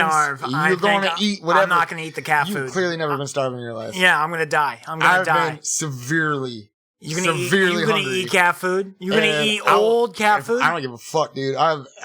You're crazy. I'll been hungry. I'll fucking drown myself. I'll fucking drown myself. And not even as hungry as this dude or other starving people, but I have been violently hungry. That's it. I know. You know, I'm gonna drown. Like certain considerations aren't made when you're fucking starving. That's why I got this right here. You see this? It's called fat. Yeah, I got it too. But back in my early 20s when I was skinny and working my dick off and spending all my money on alcohol instead of food, I made some mistakes and I was starving. And our wonderful sister made me the most glorious sandwich I've ever ate in my whole life because I was starving and I wolfed it down so hard. I was one of the most horrible days I ever had and finally saved me. So we see him eat that cat food and then he's on the move again and he finds a food line of some local Nigerians or other Africans. I feel like they weren't speaking Nigerian. It said it's speaking Congolese, I think. So in the subtitles, I think they said they were speaking Congolese. And the Nigerians they're selling meat, and he ends up getting a fresh can of cat food from them, and he's eating it, just wolfing it down, all shaky and starving. And 2 of his teeth fall out. The funniest fucking line, you skipped over the funniest line I think in this movie. Does this look like a hamburger shop? Oh. I thought that was really funny. He's like, what do you fucking think this is? Can I get like a hamburger or a steak roll? Like, yeah. And the guy's like, what the fuck are you talking about? He's like, look around you, dude. It's like when people come to Grizzlies, he's like, do you have a nice Chardonnay or anything like that? I'm like, bitch, we have red or white. What you want? You don't have a Riesling or a Pinot Grigio? I'm like, we have red or white for wine and stuff like that. Yeah. I just can't. Look around you. You're at a place called Grizzlies. It is a grizzly area place. We're all a bunch of rough, tough motherfuckers. We don't have your mamby-pamby drinks around here, bitch. It's like going to Charlie Brown's lemonade stand and being like, you have vodka? Yeah. What do you think? Going to some kid I went to the store and bought fucking 5 handles for this fucking thing. Yeah, shut up. And then he has the choice of food and he picks cat food. At least eat the mystery meat. Mystery meat. You don't have time to fucking sit there and start a fire and all that shit. Just wolf it down. You're gonna eat the cat food that nah. I eat cat food when I was a kid. I'll fuck with I chose it. What else he's got going on? He doesn't have a plan or anything yet. He's got nothing to do. Fucking cook the mystery meat. No, I don't know. Weird food choice. He's picking weird. He's being transformed into an alien. He's Trash not going to make great decisions. Old left open can of cat food and then buys a can of cat food. Terrible. There's terrible food choices across the board. When you're desperate. I'm just saying, he could have done a couple different moves here. So, while he's eating that food, though, cat food, a couple of teeth fall out, and as he's looking at his teeth in his hand, the phone that he stole goes off in his pocket, and it's his wife. And she's like, I gotta tell you something. And he's like, before you do say anything, know that your father is working against me, and he's lying, and it's all a bunch of lies. I didn't have relations with a fucking prawn. I did not have sex with that prawn. I did not have sexual relations with a prawn. He's like, that's gross. I wouldn't have pornographic relations with a creature. He's like, I just want to get back to you. I'm going to fix this. I'm going to get back to you and hold you and kiss you. And she's like, I don't want you to touch me again or hold me. And hangs up the phone. And he's got this new determination, though, to get rid of this arm. And so he goes and steals the axe from the 2 people selling food, or the meat and stuff. He's thinking that he's going to cut off his whole mutant arm at first. Then you kind of see him think it over and he decides, well, maybe I'll just start a little smaller with this, digit, this alien, one of his fingers. And he proceeds to cut it off. He's in all kinds of pain and horror. And it's like, what are you doing, dude? You clearly know you're wiggling your fingers and shit. That's your finger. You're going to start with if you're going to do it, go big or go home. Do the arm or fucking. You're saying exactly what, no, you should have you go for the arm, dude. Yeah. It's going to hurt now like a you're just sitting there just in super pain. Your fingers bleeding. It's just you're already in a fucked up state. And now you're just fucked it up worse instead of maybe actually preventing it. And that's what you should have done. Second one, you see that arm just yeah! But no, the infection is throughout the whole body. It's just, I'm guessing it was trying to repair that broken arm. I think and then that's why it transformed first. And I think it's just a really desperate move. He's just so desperate to get rid of this thing. Yeah, but his teeth are already falling out. So that, to me, that means it's already there. Yeah, it's spread around other places. Even if you chop the arm off, you're already fucked. Yeah, you're fucked. The zombie virus is in you, dog. You're not cutting it off. So he's sitting there in pain when he notices 6 helicopters.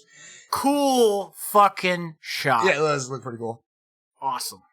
I get I dick stopped hard. counting at 6. There were like 6 to 8 helicopters are coming into the area. Gets my dick hard in the morning. Love all the helicopters. It's really cool. Where he's at, so he scurries off to try to find some place to hide. He ends up stumbling into a shack, and what do you know? It's Christopher's shack, another shack Christopher's in. I don't know if like he went back to the same one, or he just ran into a random one, and I don't know. It's kind of vague on how he got there. And Wikus pleads with him like, hey, I need a place to hide. I'm not here for the kid or anything. My bad for earlier. Please hide me, please. And Chris is like, nah, man, no. Just like, please go. What the fuck? He's real reluctant to like help him at all or anything, and it doesn't want to help him. And then Wikus grabs his arm, pleading for it with his alien arm, grabs Chris's arm, and is pleading like, please help me. You gotta hide me. And then he passes out from blood loss and like just overall sickness and exhaustion, I'm sure. Whatever, just passes the fuck out. And then Chris notices that he has an alien arm and knows that only one thing can do this, and tells the little boy that we have to hide him. So they open up this like trap door on the floor and drop him down the hole like a sack of potatoes. Like, jeez. He probably would have broke his neck in real life, right? That's metal. Yeah, like you just chuck him down there. But I don't know, maybe he's got some prawn strength and his neck's a little more dense now. Who knows? That would have been a funny way to end the movie, though. Like he just dies. Yeah, it's like oh shit, we dropped him too hard. Butterfingers. Whoopsie. He just ran in our house and jumped in this hole. I don't know, sir. Wikus wakes up like down that hole, and he's talking to Chris, and he's realizing that he's underneath the shack that he was just in a ship. And Chris's son explains that the fuel goes here. They needed that fuel, that black stuff, to go back up to the mothership. The canister of black fluid is the fuel, and it was confiscated by MNU. Chris says it's 20 years worth of work, and we can't just get more fuel, so we have to get it out. Says it's impossible. It's 4 stories underground, and we're just going to die. It's a suicide mission. And Chris lets on that there's medical facilities on the mothership that can fix your arm and turn you back into a human. And now, with this in mind, it's like, he's like, we got to figure out how we can do this then, so I can get my life back in order. There's that little scene with the alien, like the little kid, where he's like we're the same. And then he's like, fuck off, we are not the same. Yeah. And I'm like, Wikus, I want to like you, dude. Like, he's just a little guy. Like, yeah, what are you going to be mean to him? Like, I know you're having a stressful day, you know, but you got to be nice to the little guy. He's cute. Yeah. Again, I want to I think that's a big problem with this movie. It's hard to... I don't give a shit about Wikus. He's kind of going through some things, like, going through the metamorphosis, like, yeah, it's kind of fuck with your head a little bit, I get it. You know. But it's just how I feel like you gotta want to root for him. But you just don't care. I just don't give a shit about Wikus. If he gets shot, I'm like, let's go, Chris Johnson. Let's go, man. Yeah. Like, you know? Yep. But yeah, I had a couple of questions here, like, have they not in 20 years, like, gone through and talked to them? Like, I was saying earlier, like, how have they not communicated with the prawns over the last years and, like, found smart ones like Chris and try to devise a plan to, like help them? Like, oh, you just need some of these, like, pieces of your alien tech that are spread all around? Like, we'll help gather them up for you. And, like, I just feel like there'd be some part of the government or some special interest group or something like that that's like, okay, we're helping out these guys or something like that. Well, they assumed, like, all the leaders are dead. So, like, maybe they just think they're all idiots. Like, they're all the dumbest. Again, after 20 years, you wouldn't have groups of different scientists walking through asking questions and figuring look at what happened when they tried to go in there. They had to have, like, a fucking army, and they still had people dying, you know? Like, it's not like... You can't just have, like, a normal, like, scientist go in there, you know? You gotta have, like, a fucking SWAT. You have to show up with, like, the SWAT team, you know what I mean? Like... And it's just, like, also, they only cut into, like, the bottom area of the ship.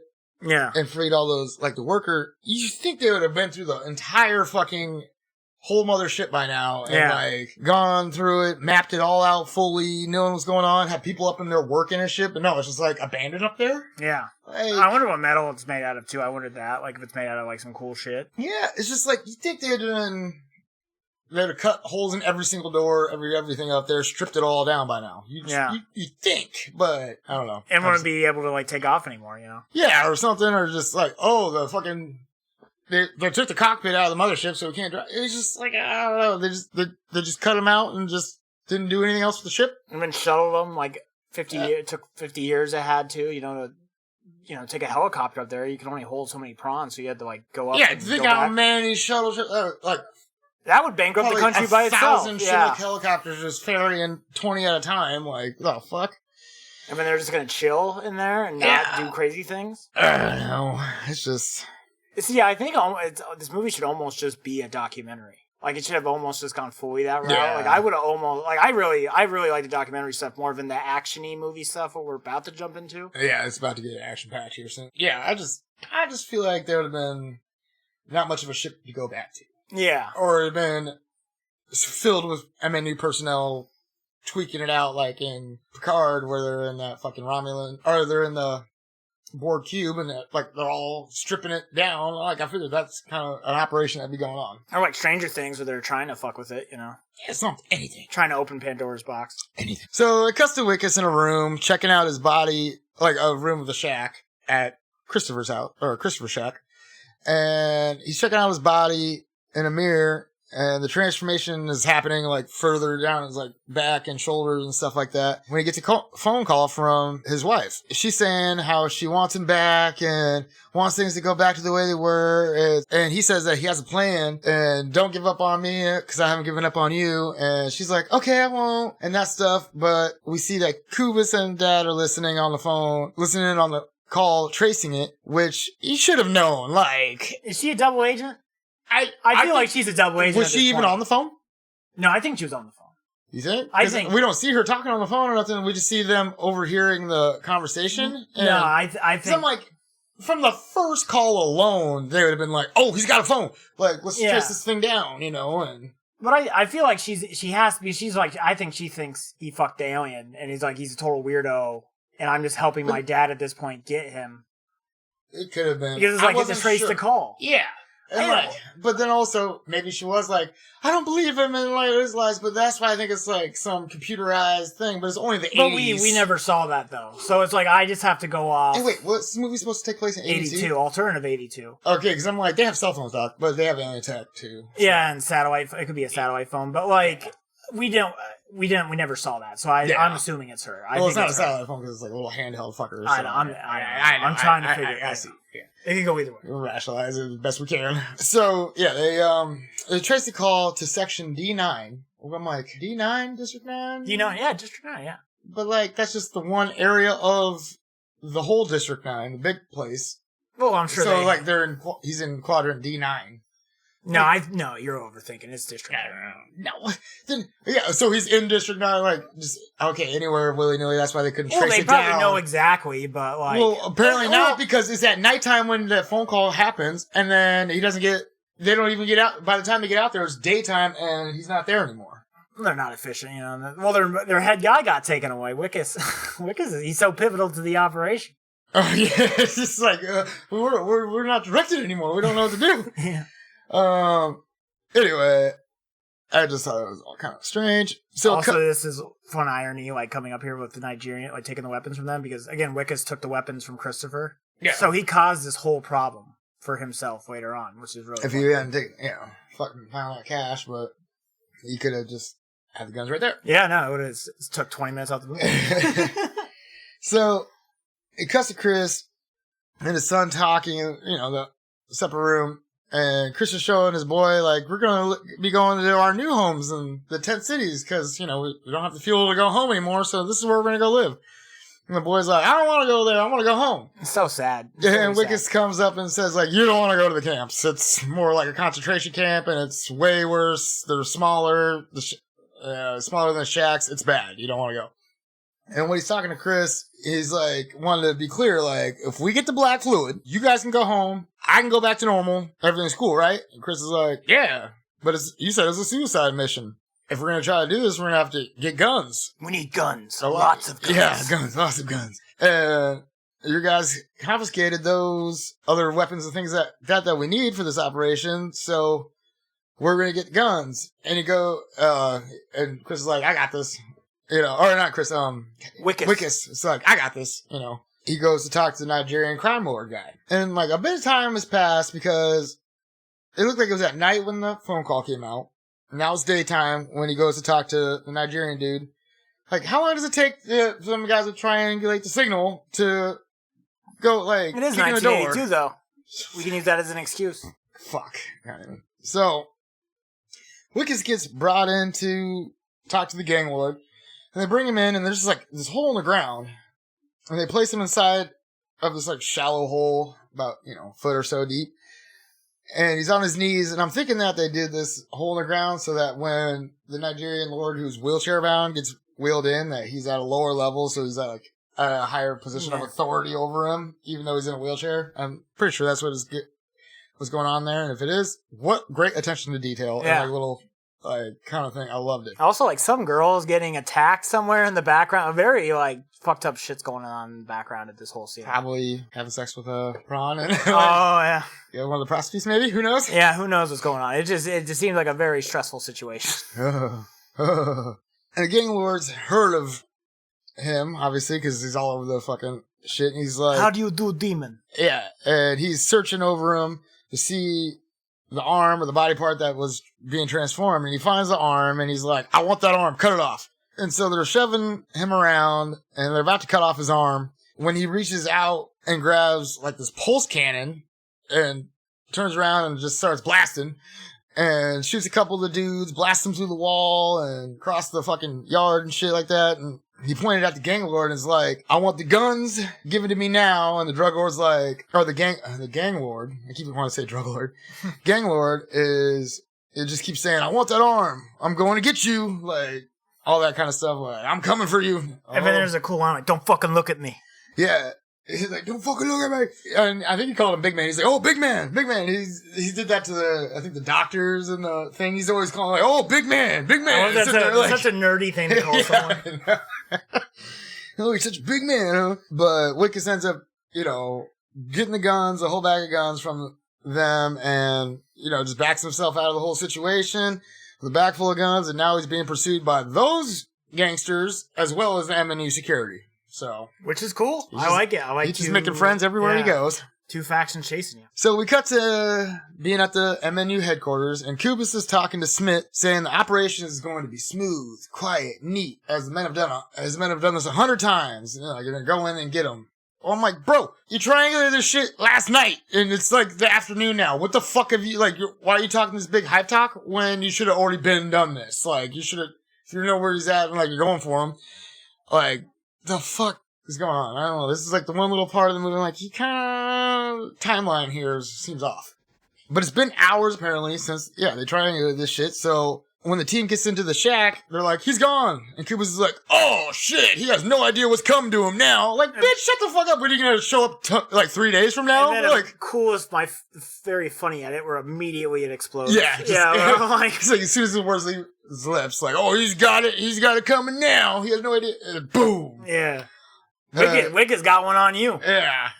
An explosion happens, and a hole's blown in the wall, and we see Wikus and Chris enter the building, and they're going through all the hallways, all commando style, tacked out with alien weaponry and some other gear. And they get to a room, they get into this room that's leads to some other corridors and stuff like that. They're all locked doors. And they clear everybody out of this room, and we see him punching in this code to get, to unlock the doors. And he, punches in the code and then uses his fingerprint to scan and confirm, his ID. I'm like, what? After you snatch him up and you're going to kill him and harvest him, you think that, you probably wiped him out of the system. Well, Wikus was in charge of fingerprinting, so then nobody had the password to get rid of him.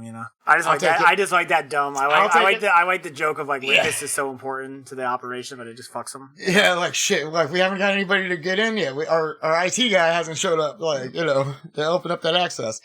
Yeah, it's just I feel like they would have shut off his code. It's a bit of an oversight on that one. It should have just been a number code. Yeah. Well, even though not that was just his code shouldn't have worked because they should have probably, switched out codes. He's a fugitive. What if he does come back? We better, cover that base and he can't get back. Well, maybe it's their hubris. Wikus isn't a strong man. Yeah. No way he's going to come back. No way he's going to. Yep, true. Very true. Okay. Yep. I'll take that. It's hubris versus hubris going on here, So, he uses his finger thing. So, they get down to the secret research room, searches through the whole place, and Wikus finds the vial. But as they're searching through, Chris notices all the experiments that have been going on the prawns and is distracted by that, all upset and everything.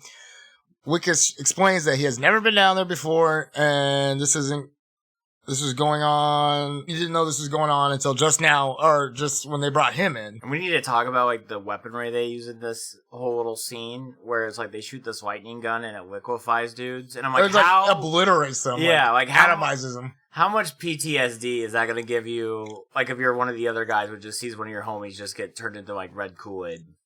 More like a red mist. Yeah, like that'd be so horrifying. Like that's like some really fucked up. Yeah, that would. I'd be like, you know what? I don't get paid enough for this shit. No, fuck that. No, I never get that about any of these guys. Like I'm fucking gone. Yeah, I'm fucking gone. Are you just really that gung ho about your job? Like you just. I don't know. I'm not trying to fight aliens. You couldn't pay me enough to fight the fucking prawns with their uber awesome weaponry. I'm good. They just rip you in half. Like, no problem. No, I'm good. Like, if they just wised up a little bit, they could probably take over that whole fucking country in, like, no time at all. Well, there's a million of them, and they have superior weaponry. I just don't get it. Well, they're all the deadbeats, though. Yeah, they're all can't organize and they're all getting high off cat food. I wish, like, Chris was sitting there, like, organizing a militia or something like that. Like, he could have That'd be pretty sweet. Like, he's like, no, I've been spending 20 years to get us out of here. Like, nah, dude, I would have fucking... Maybe he's just like, I don't want to manage these fucking idiots. It's like, dude, you think I don't want to deal with these fucks? Like, no. Yeah, well, he kind of just abandons them. Like, him and his kid just get the fuck out, you know? Well, he's going to get the rest of them, hopefully, and... Because there's got to be other ships, like... Yeah. That's, like, a really big fun thing about the ending of this movie, is, like, they even talk about it, like, is Chris going to come back, or, like, you know, all that, all the implications of that. Mm-hmm. And I was like, you know, it said 3 years, and I thought that's when, like, the sequel was supposed to come out. That'd have been really dope. Yeah. Oh, well. I mean, it's so far gone now, I doubt they'll ever will. But I hope he does something similar, because, like, I love just the uniqueness of this movie. It really is. It's just pretty and interesting, and it's just great. I wish it would have gone more of the documentary route, just overall, though. Yes, I do like that, but it also made it very hard to write that intro, because of all the...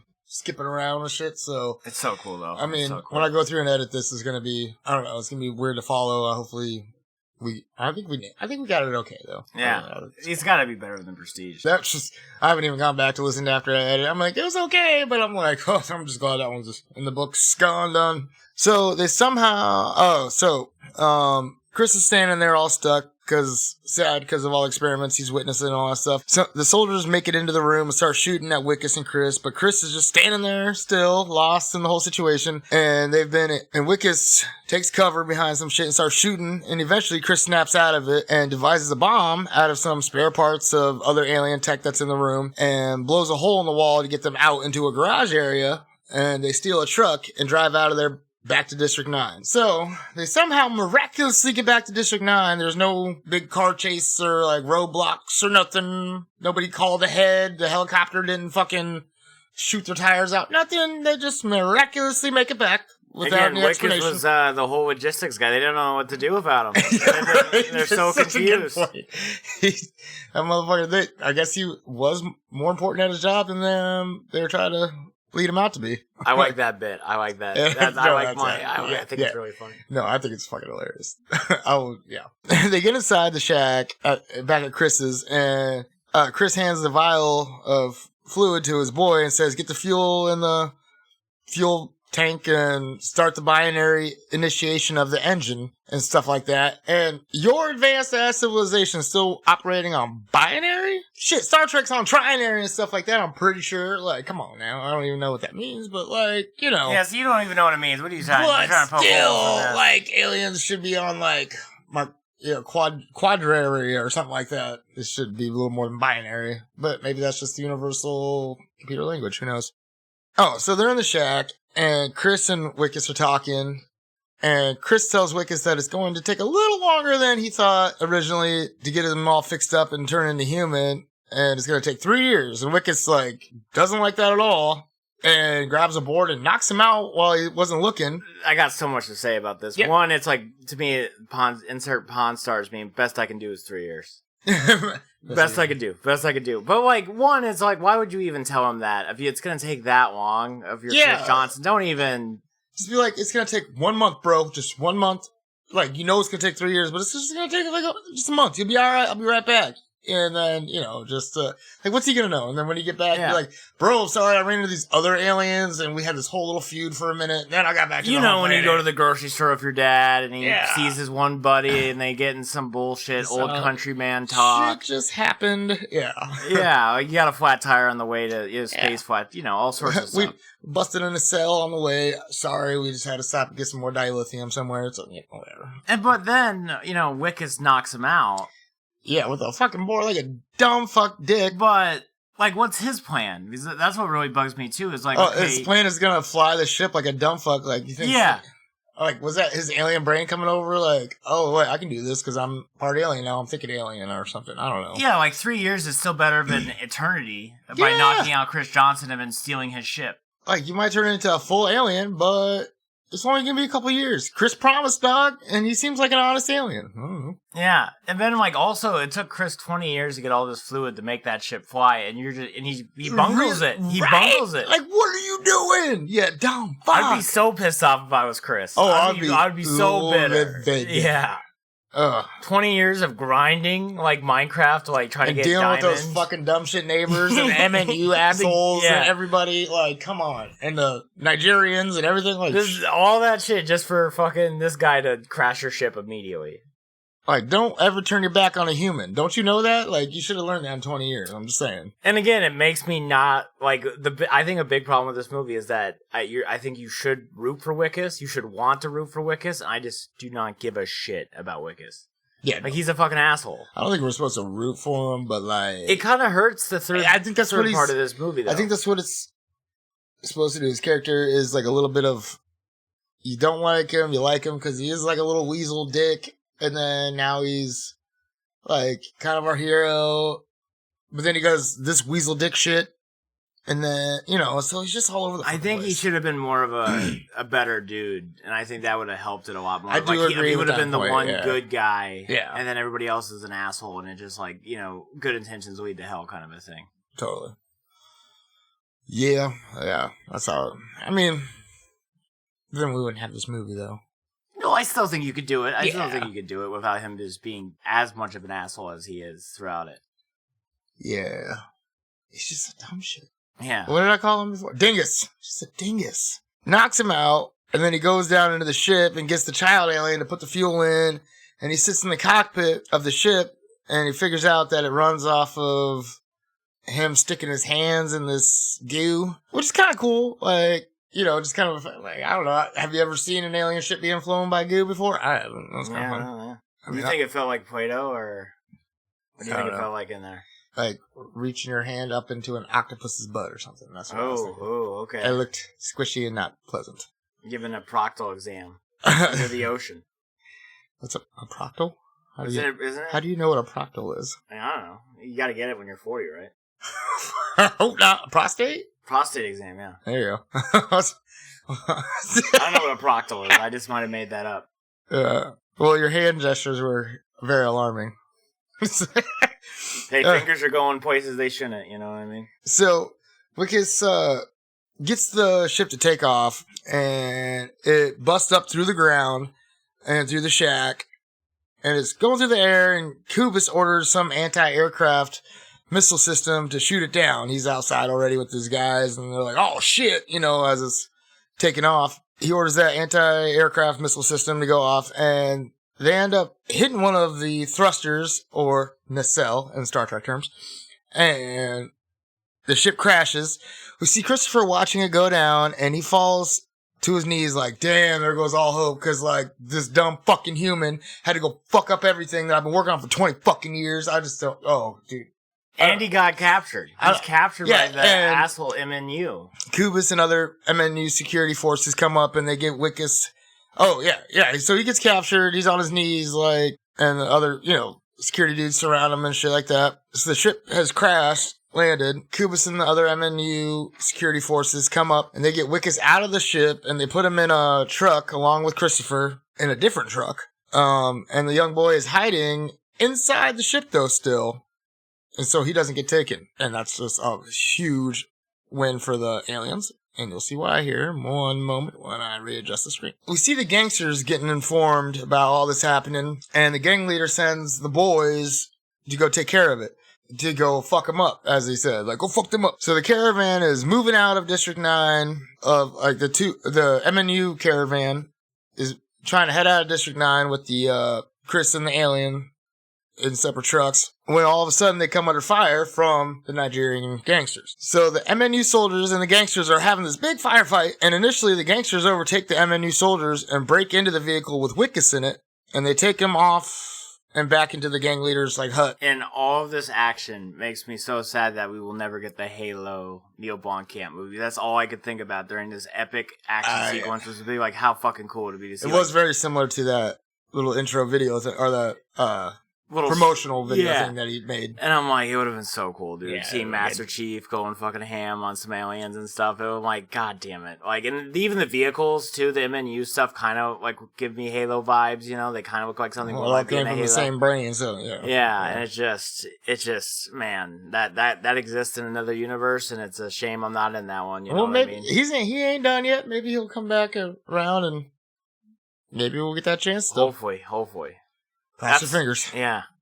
I gotta play some more, so I can get into the franchise a little more. Oh yeah, Halo Infinite, man, it's awesome. I love it. I gotta get on it.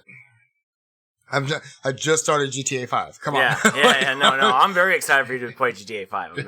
It's funny that we're both playing it at the same time. It's so crazy. It's like when you're like, I'm on it today. I'm like, really today? That's fun. I feel bad because I wasn't watching your stream. I was at work all day, but But it makes it even funnier though that you're playing GTA 5. Yeah, it's all natural. Yeah.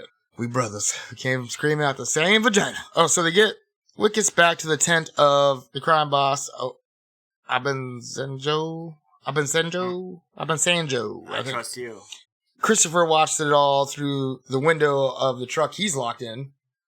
And it cuts to Christopher's son in the ship punching a bunch of buttons and like accessing screens to access the mothership. I'm guessing like what power they put into that dropship somehow like was just enough to turn it on so it could communicate to the mothership, and then through that they can activate the mothership. So I'm like, wouldn't they have to get the fucking thing up to the ship? Because that was their plan, and then do all that stuff. Well, I guess they can access it remotely. I think it's like that's the only way I could solve like it. Bluetooth yeah, it's the only way I could solve it in my head. Like he couldn't have used one of our computers that he like fancied up to communicate the ship. He had to use the ship on board, but then I guess he still had to get on the ship. Well, they speak the same language, you know what I mean? Where it's like a Windows computer. Yeah. But it's just like, wouldn't they have? Why would they need to take off in the first? Oh, because fucking Christopher did it. Probably, yeah. Because not Christopher. Wikus did it. Because Christopher would have done it. He probably would just, called the ship remotely instead of trying to fly, and then have the ship do its like tractor beam, the drop ship up to it. And he would have known actually how to fly it, too. Yeah, if he had to fly it. But I'm pretty sure he probably could have just tractor beamed himself, or he would have just tractor beamed it originally. Yeah. From the, underground position, instead of flying it up to it, like Christopher was trying to do. Like, he could dock the thing or something like that. Like, stupid fuck. Not Christopher, goddammit, Wikus. I keep getting the name switched around. Yeah. Ugh, this is going to take a lot of editing. Christopher's son was able to activate the mothership, and we see it start to move. It kicks on and everything, and it busts out all the glass in the whole area. It's pretty sweet. That'd be pretty sweet. Yeah, that's really cool. I love that effect. We see Wikus getting prepared to have his arm cut off by the gangsters in the tent because they want his arm, or the head guy wanted his arm. How many parts you gonna eat before you give up on this, man? Yeah, right? But, I mean, this one's kind of like a metamorphosis one. This is probably his best bet if he was to eat something. And Wikus tries to tell him it's not going to work like that. It's just like, it just don't work like that. Those Nigerians, they're devoted. They are. To the mission. They got something in their head. They're going to go, they commit. So, Chris's son is able to activate the engines on the mothership, and when he fully activates the mothership, the engines kick on, and we see this cool shot of the vibration and all that stuff, busting out all the windows. And now the mothership's activated, all the other alien tech around in the area of the city start activating as well. And with that, we see inside that Nigerian leader's hut there, that big mech that we saw earlier that they bought for like the $86, according to my calculation. That was supposed to be for 1,000 cans, but it was only 100. You see that activate next to them in the shack. And the gang leader and all the other gangsters and Wikus, or with all them in there, and they're about to cut off Wikus's arm, but the mech notices and identifies all these harmful people doing bad things to an alien. It just registers, I'm guessing, DNA.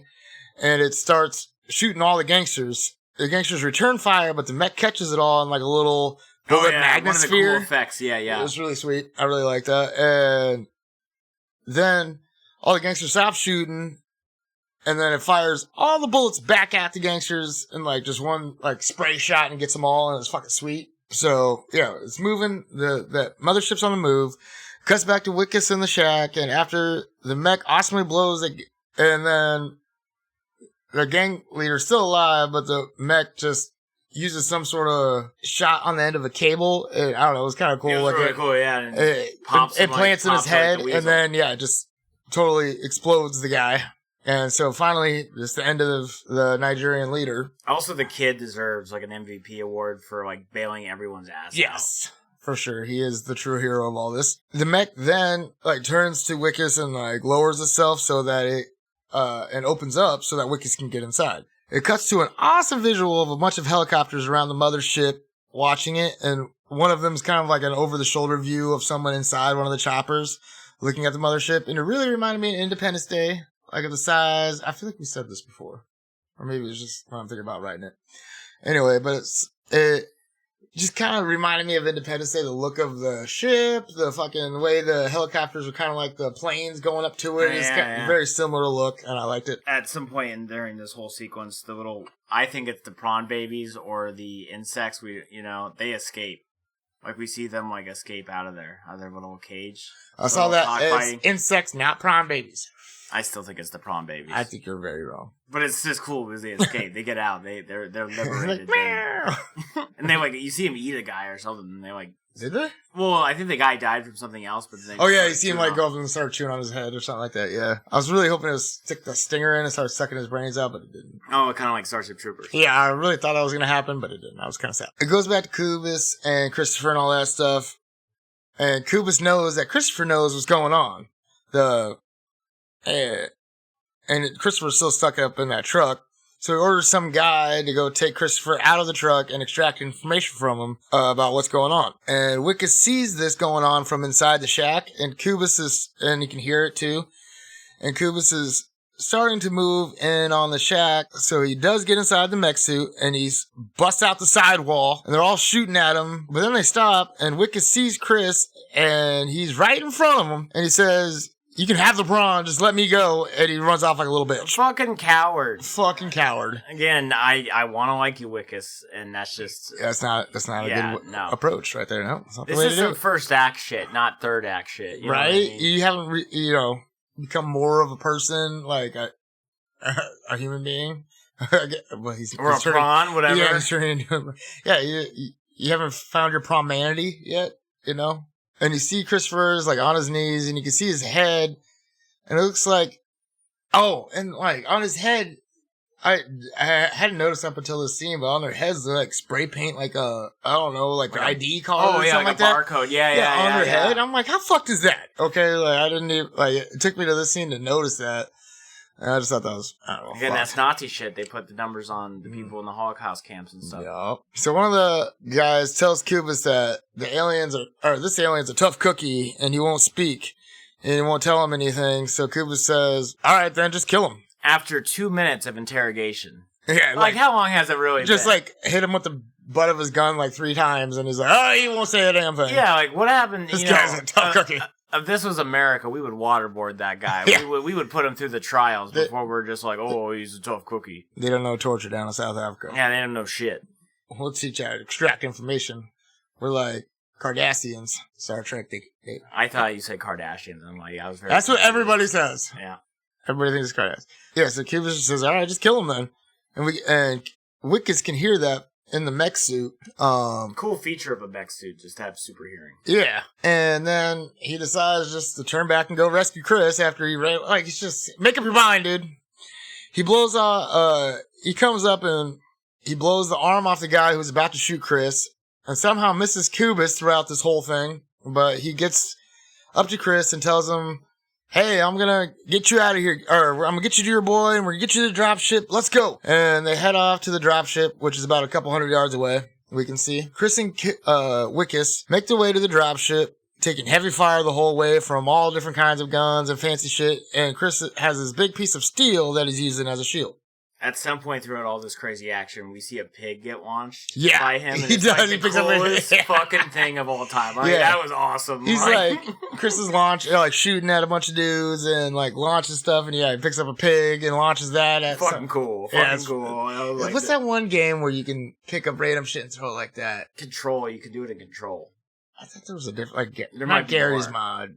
Gary's mod, yeah, you can kind of do that too. Yeah. Okay. Half-Life. They have a gun where you can... That's probably what I'm thinking of. I've never played Half-Life. I've just seen it on like videos and shit. But again, hysterical, the idea of picking up like a dead pig and just like launching it. I think that was a live pig. Oh, jeez. I'm pretty sure it was alive. Even crazier, more fucked up and funny. Just tossing bacon. That poor guy, that poor pig. They're smart. They know. He knew he was... Yeah. It is terrible. We shouldn't eat smart animals. But they're so delicious. Wikus ends up getting shot pretty good by this, like, railgun looking thing almost that the sniper's using. I don't know. I thought he, like, armed it with a big rod or something like that. I don't know what the fuck it was. It about knocks him down, and Wikus says to Chris, like, hey, get out of here, get to your boy, get the ship going. Wikus tells, like, Chris to go get his boy, get on the dropship, just go. And Chris is like, I'm not gonna leave you. And he says, like, Wikus says, no, go. Don't make me do all this for nothing. And Great line. And Chris promises him that he'll be back in 3 years to get him and runs off. And Chris makes it to the dropship, grabs up his boy, and they get inside. And Wikus is standing there. Wikus is standing behind, holding off all the rest of the guys. And it's just an awesome scene of gunfire going off everywhere and him throwing pigs at the soldiers and blasting them with lightning guns that just splatter people. It's just awesome. Just missed the fucking body parts and blood everywhere. Chris and his son are in the dropship and they start taking off. Kubus comes up with an RPG trying to shoot it down, and Wikus catches it. Awesome. Mid-flight with the mech suit. It's pretty awesome. And he's taking a lot of damage now, and the mech suit powers down and pretty much just spits him out on the ground. And when he's on the ground, we can see this dropship raise up into the mothership. Wikus can see it go all the way up. Or Wikus gets back up on his feet in the mech. The mech hadn't spit him out yet. Fuck me, there's more editing. Here we go. Wikus gets back up on his feet in the mech suit, but Kubus comes up and fires the last shot in the back of the mech, which disables it and spits Wikus out. And he's trying to crawl away with Kubus right behind him. While he's crawling, we see Wikus' transformation at this point. Like, a whole lot of his shoulders change now, and his eyeballs change and everything. And Kubus is saying, like, how he's gonna take him, all that stuff, and he can't wait to see all the medical boys chop him up. When a bunch of different colored prawns come up, like an orange one, blue one, yellow one, red one, just like the Care Bear just like the Power Rangers of the fucking Power Rangers of the prawns. Of the prawns. Power Ranger prawns, go. And they eat that motherfucker, dude. Yeah. They eat him. That's awesome. And they started just tearing Kubus apart limb by limb. Pretty epic. They leave Wikus alone because he's one of them. Fucked up looking, bro. Like, you're half him, but you're coming to our side. It's cool. It cuts to Chris and his boy in the ship, and they dock up and they get back into some control center of the ship, like the bridge, maybe. I don't know, or just an axis pen. We don't really know. I'm assuming it's the bridge. He locks in the coordinates for their home planet, and they take off. You know the guy who's like had his view of the sun blocked for like 20 years is like, thank fucking Lord, dude. I can actually get some sunlight, get some vitamin D. Or it's just like, damn it, the light. It's so bright. Where'd my shade go? God damn it. Like the inconvenience of having... My AC bill has been so low. That thing's huge. Like the inconvenience of having that in the sky for 20 years would be annoying as fuck. Have you lived there? I never really kind of thought of it that, like, the different aspects of just having the sun being blocked right there for so, it's kind of, I wonder if like grass and shit would die, right? Like all the vegetation. Just indirect sunlight for so long. Yeah. Probably. I would love to I want like a little mini documentary about just living under the... living under the mothership. Yeah. PBS Frontline, under the ship. There you go. Yeah. What's life like? Can't grow shit down. My tomato garden's been shit ever since the prawns showed up. Everything's just always damp down here because there's no sunlight to evaporate the moisture out of here. I used to have a sunflower garden. Now it's just nothing. Just a pile of muck. So it cuts to Chris, and and so they lock in the coordinates to their home planet, and they take off in the mothership, ascend to outer space. We see people come out of their office buildings and everything. Everyone's all cheering, like, "Oh, the aliens are leaving! The mothership's gone! Heading out up into space." And it goes to an interviewee talking about how we don't know if they're going to get help or if they're just trying to escape or what was going on. They didn't know the plan or what was going on. Like, what happened? You're gonna really regret some of the decisions they made, like with dealing with the prawns when Chris Johnson comes back with the horde. Yeah, like you guys done fucked up. You think one ship is bad? Now we're gonna have 10 just doing it. You ever seen Independence Day? That's just about to happen to you, motherfuckers. Every major city on Earth is about to be fucked, dog. Remember when you killed my homie in the beginning of this movie? Yeah, I'm coming back for him. Remember that guy? Yeah, I do. The Bumblebee one, the Mr. Yellow. Yeah. Remember how you threatened my son? Now he's grown. Look at him. With that last interview, we see other footage from the interview, documentary style footage, and they're talking about how we see the last image of Wikus. And there's a bunch of conspiracy theories about whatever happened to him, and see that he's fully transformed now. Out of the interview sequence, we see him just fully transformed, and he's living in District 9 with the rest of the prawns. We find out that his assistant, or the replacement guy that was in the orange jumpsuit during the thing, was arrested because he exposed the MNU genetic testing. And so he was, incarcerated for that.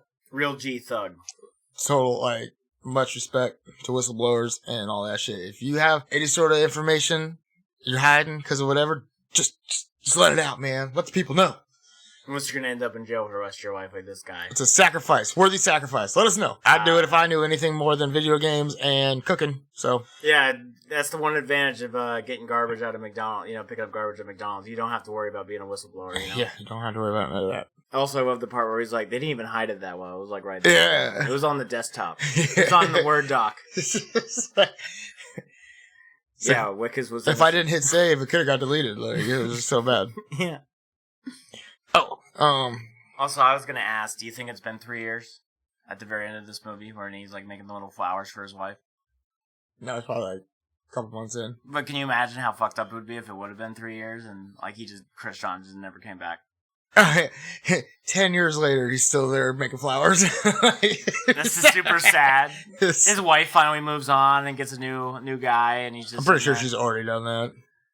I don't know. I feel like she might be the one person who actually liked him. Maybe. Because everybody else, his mother did. Everybody just shitting on him all the time. How terrible. That'd be so bad. That's why even though he's kind of a dipshit and an asshole, I kind of still feel bad because it's just it seems like everybody didn't like this guy. Yeah, because he's kind of a chode. We see that. Yeah, but just everybody in your life, you kind of would be it. It's kind of, I don't know, it's like a chicken or the egg. If everybody's an asshole to you, you kind of become a chode, or maybe, you know what I mean? That's true. If our mom would have talked that badly about us, or our father and just everybody, Your coworkers betray you too, just everyone, man. Yeah. It's like a hot fuzz situation. Everybody's against him, Dude, for the greater good. Movie. Such a great movie. For the great, good. We also see after this arrested dude, little interview and stuff. We see other interviews of his friends and family about what happened to him, or what they think happened to him. And they didn't know, and they're all just this and that. And we see text on the screen that says District 9 was demolished after the alien resettlement operation was completed to District 10. Now housing 2.5 million, 2.5 million aliens, and their numbers continue to grow. We see a little video clip, basically like a documentary style, of Wikus talking to the camera way back in the beginning when he's still all bright-eyed and bushy-tailed. And he was saying how his wife's an angel, an actual angel. And then we see his wife talking to an interviewer, and she's got this little metal flower, and she's like, it keeps getting left, some of these are getting... It keeps getting left. I find these around. And she knows it's from Wikus. And then we see at the end, Wikus is in a pile of trash, standing on a pile of trash with another flower he's making in his hand for his wife. and then it's the end. That's it. Yeah.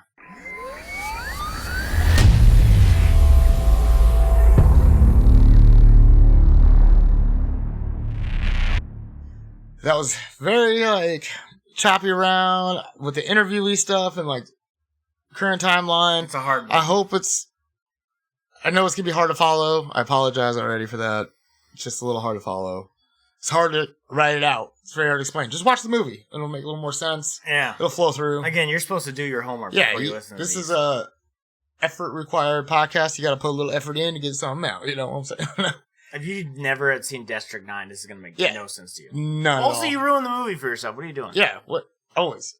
We should like put a disclaimer like watch the movie first on our headlines all the time. Watch the movie first. So yeah, that's the end. What do you think about the movie? Thoughts, feelings? I like it a lot. I have some problems. Like it? You just like it? I think it's a great movie. I think no love. Okay. No, I think it. I think it does have some. I think Wikus is a problem. The timeline stuff we talked about. I don't like how it kind of becomes a little too action. Like, the action is good, but, like... I don't think it was... Like, for me, I'm a big, like... I'm over action and explosions on everything. I'm a more visceral and mental... What's the word I'm looking for? Kind of like intellectually. I want to think throughout my movies. Yeah, engaging. I don't want to just like, ooh, explosions. Oh, that was cool. I think it's not like the action is bad. Like, again, we talked about some of the stuff we liked, like people just turning into paste and like the pig stuff. The red mist. But like, to me, it's like the documentary stuff, especially in the like, I think the first like 15 half hour of this movie is like amazing, like 10 out of 10, like world building, awesome. I love everything about it. And I'm like, that stuff. It just has like an organic feeling to it. Like it feels legit. And, you know, I always love any kind of documentary styled movies. I really like those. And I just feel like that stuff is just so good that this other stuff doesn't live up to that. Like, it feels like not as good, to me personally. Yeah. I mean, I can see where you'd have that perspective, and I would have kind of loved it if it would have just been a full documentary almost. Like if they would have. It would have been dope. And like all of it's like CC footage, CCTV footage. Yeah, they do. Which we do get some of that. Yeah, like some of that. Yeah. When they're getting inside of MNU and all that stuff. Yeah, no, exactly. I think that if they would have tried to keep, and I know that's all. Like people's that's a big cell phone footage and yeah. stuff from like inside the Nigerian camp. Like if they had cell phone, I don't know. But it's 82, so I don't know how that one guy had a cell phone. Again, it's a big ask or whatever, but I do think it would have been a better overall. I would have enjoyed it more, I think, if it would have kept going more documentary stuff. Because they kind of cut back to it at the very end. It kind of cuts back to being a documentary. So it's like it does in the middle, too. Like every now and then you'll catch a little blip of a fucking, interviewee saying something. So you kind of remember, like, oh, I'm in a documentary I'm actually watching, not, that's what it's trying to do. But yeah, I think Wikus... The action, and the timeline stuff we talked about, you talked about, or it's like, it's all, it seems like it's just skipping random time intervals. If it's, like how many days was it, or how long was it from when they traced the call to when they got to Chris's door? It's just like, come on now, like, it just didn't line up for me. And then how they magically got back from MNU headquarters without any sort of nothing, just like, boop, we made it. No, don't worry. Like, come on. Like, you just blew up a building and, not the whole thing, but, you blew a hole in a building and shot a bunch of dudes and, like, the rest of the force isn't out there to stop you. Yeah. I don't know. And then, like, the prawns, like, are they animals or are they humans? It seems like they really care about them signing this piece of paper, but they're just offing these guys left and right. So, like, that kind of, like, is a big question mark for me, And I kind of get it that maybe, like, government red tape and stuff, it would be some weirdo kind of, like, quasi thing, but it just feels so weird to me that you need to get their signature to remove them, but you can just kill one of them for pretty much no provocation. Just bureaucratic bullshit. So it just, that seems very confused too. I wish it would have kind of been leaning more, like they're either animals or they're humans, rather than this weird, like at least treat them like that. Yeah. Treat them like animals or treat them, or not promptly, Yeah, like it would have just gone more the one way or the other. Rather than kind of like, again, they were just. If they really wanted to round them up, if they're just prawns, they could have just cast a big old net like Bubba Gump and, No, 100%. got a fishing boat and just just a fishing helicopter and just put a bunch of, I don't know. Like, it just seems weird. You have to get their signature, and then you could just fucking kill 30 of them. You can just force their move, just relocate Just them. pick them up. Yeah, just pick them up. Hey, we got a better place for you. Just get in. Like, it's illegal for you to do it without their consent. Okay, we'll get, Yeah. Get the fuck out It just seems like, an extra step wasn't needed. Seems like authoritarianism with extra steps. Yeah. So that pretty much covered the questions, concerns part, I think. Yeah. Too. So, on to performances. I'm going to give the actor who did Wikus, he most valuable actor. Supreme acting. Yeah. Especially, just his, just kind of innocent, cheerful, just starry-eyed in the beginning, and then just his total decline, and then you love him, you hate him, you love him. It's just, I couldn't imagine anybody else playing that role. 100%, yeah. And I was watching some video on it, and the people who were involved with it, they were like, there couldn't have been anybody else to do this part. He fucking killed it. And I think he did kill it. I totally agree. I couldn't stand the Colonel. No, that's my most valuable side actor. Colonel, because I just hated him. I hated that guy. And so he did a great job by making me just really hate that guy. He's the Meryl of this movie. The what? The chick from Truman Show. Oh, no.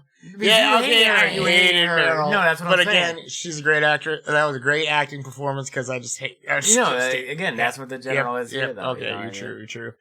Very true. But yeah, the Colonel just, ugh. And then another noteworthy performance I want to throw out there is the kid, the true hero. Oh yeah, but he's just a little CGI character. But no, I love him. Yeah, no, I love him as the character. Whoever he's designed the the animations for that and all cute. that shit. He's so cute. Fucking great. He's adorable. Adorable. Yeah, it's fucking, and he's just the thug that saved the day. For the aliens, at least. For the prawns. So, yeah. Again, favorite quotes? I don't know if there's not much of a quotable movie. Yeah, no. Other than, big man, all the time. He's just always calling people big man. He said it in the beginning when he's shooting that gun, being forced to shoot the gun, and then... Does this look like a hamburger shop? Oh, yeah. That's my favorite line in this whole movie. When he's trying to get that meat. It's so fucking funny to me. What do you think? And he's asking for a fucking steak roll. Yeah, steak roll. Come on. Fucking idiot. Does this look like a hamburger shop? Yeah. So, there's our quotes then. We got those in. Big man. And does this look like a hamburger shop? Alright. Fun facts? Do you have any? Other than the imaginary Halo movie? No, that's it. That's well, don't you worry, because I do. Alright. So, I got just a few fun facts here. It was based on the short film, District 9. It was based on a short film. District 9 was inspired by a short film called Alive in Joburg, directed by Neil Blomkamp. And it'd be cool to check out that movie. The short film explored the conflict between humans and alien refugees in Johannesburg, South Africa. I think I watched it. No, we watched that other thing. Yeah, we watched the Halo one. Yeah. My bad. That's where my brain was going. The aliens were from the Andromeda Galaxy. The alien prawns in the movie are said to be from the Andromeda Galaxy. They live in a spaceship for thousands of years, mining resources and bringing them back to their home planet. And the last one, it was a real shanty town depicted in the film. It's called Chiawelo? Chiawelo? Incredible. It was a real life area in Soweto, Johannesburg. Before filming, the residents were moved to government-subsidized housing, and only one shack was created for the movie. So you're saying they were relocated? Oh, yeah. From the shanties to a different place? By the government. Look at that. Yeah. Art intimidating life. Yep. All right. Ratings. I think I'm going to give it an 83. An 83? Yeah. I had a little higher, but after our discussion and everything, I'm changing it up a little bit. I'm going to go with an 86. I really went back and forth with this movie. This score really... It was always, I think, in the 80s, but it really went back and forth. Because it's I really like a lot of parts of this movie, but there's definitely these little problems here and there. And I didn't really pick them out because I was just kind of fanboying. Yeah. And through our discussion, you pointing out a few things, I'm like, okay, I got to lower it from a 90 to 8.6, I think. Or 86, I think, is an appropriate number, because... There's little flaws, but it's also me just loving the movie itself that it still stays high. So I'm giving it an 8.6. I think it's a fair number for me.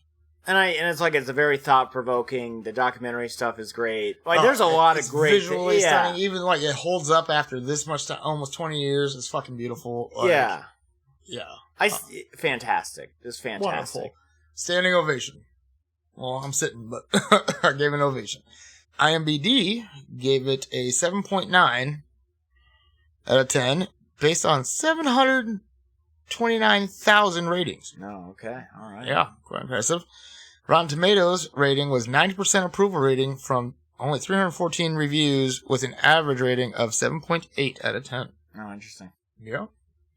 So, I mean, hard to please those fuckers on either one of them. And we're usually a little more positive. I think it's good to be positive, though. I think honestly, people are kind of too big of assholes. Yeah, like it's art, and just like how can we really judge art anyway? I mean, we could like the Ice Road or whatever that movie. That's just terrible. I'm sorry, that art's just bad.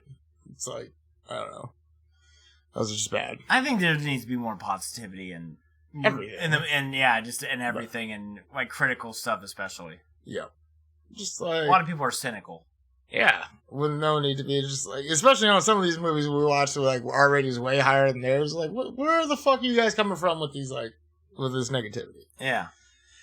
So we're gonna keep it chill and positive on our show. Yeah. So ratings.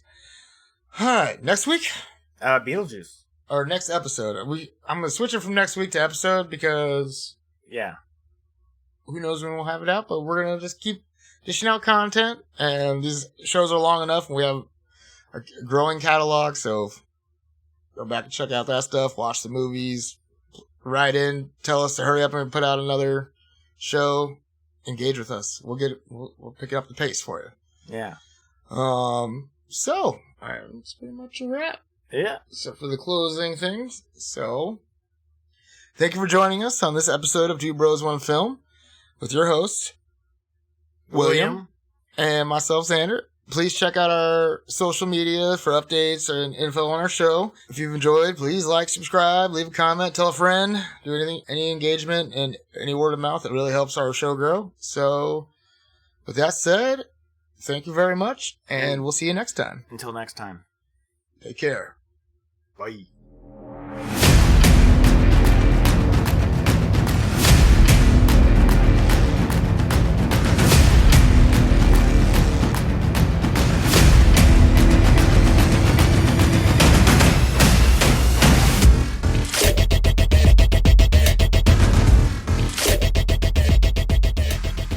I did not have sex with that prawn. Baby, I got issues right now. I think I have crap myself. The funniest I got some poo in my pants. The funniest thing to say right before a surprise. Yeah. You know what? I don't get paid enough for this shit. No. Don't ever turn your back on a human. Don't you know that?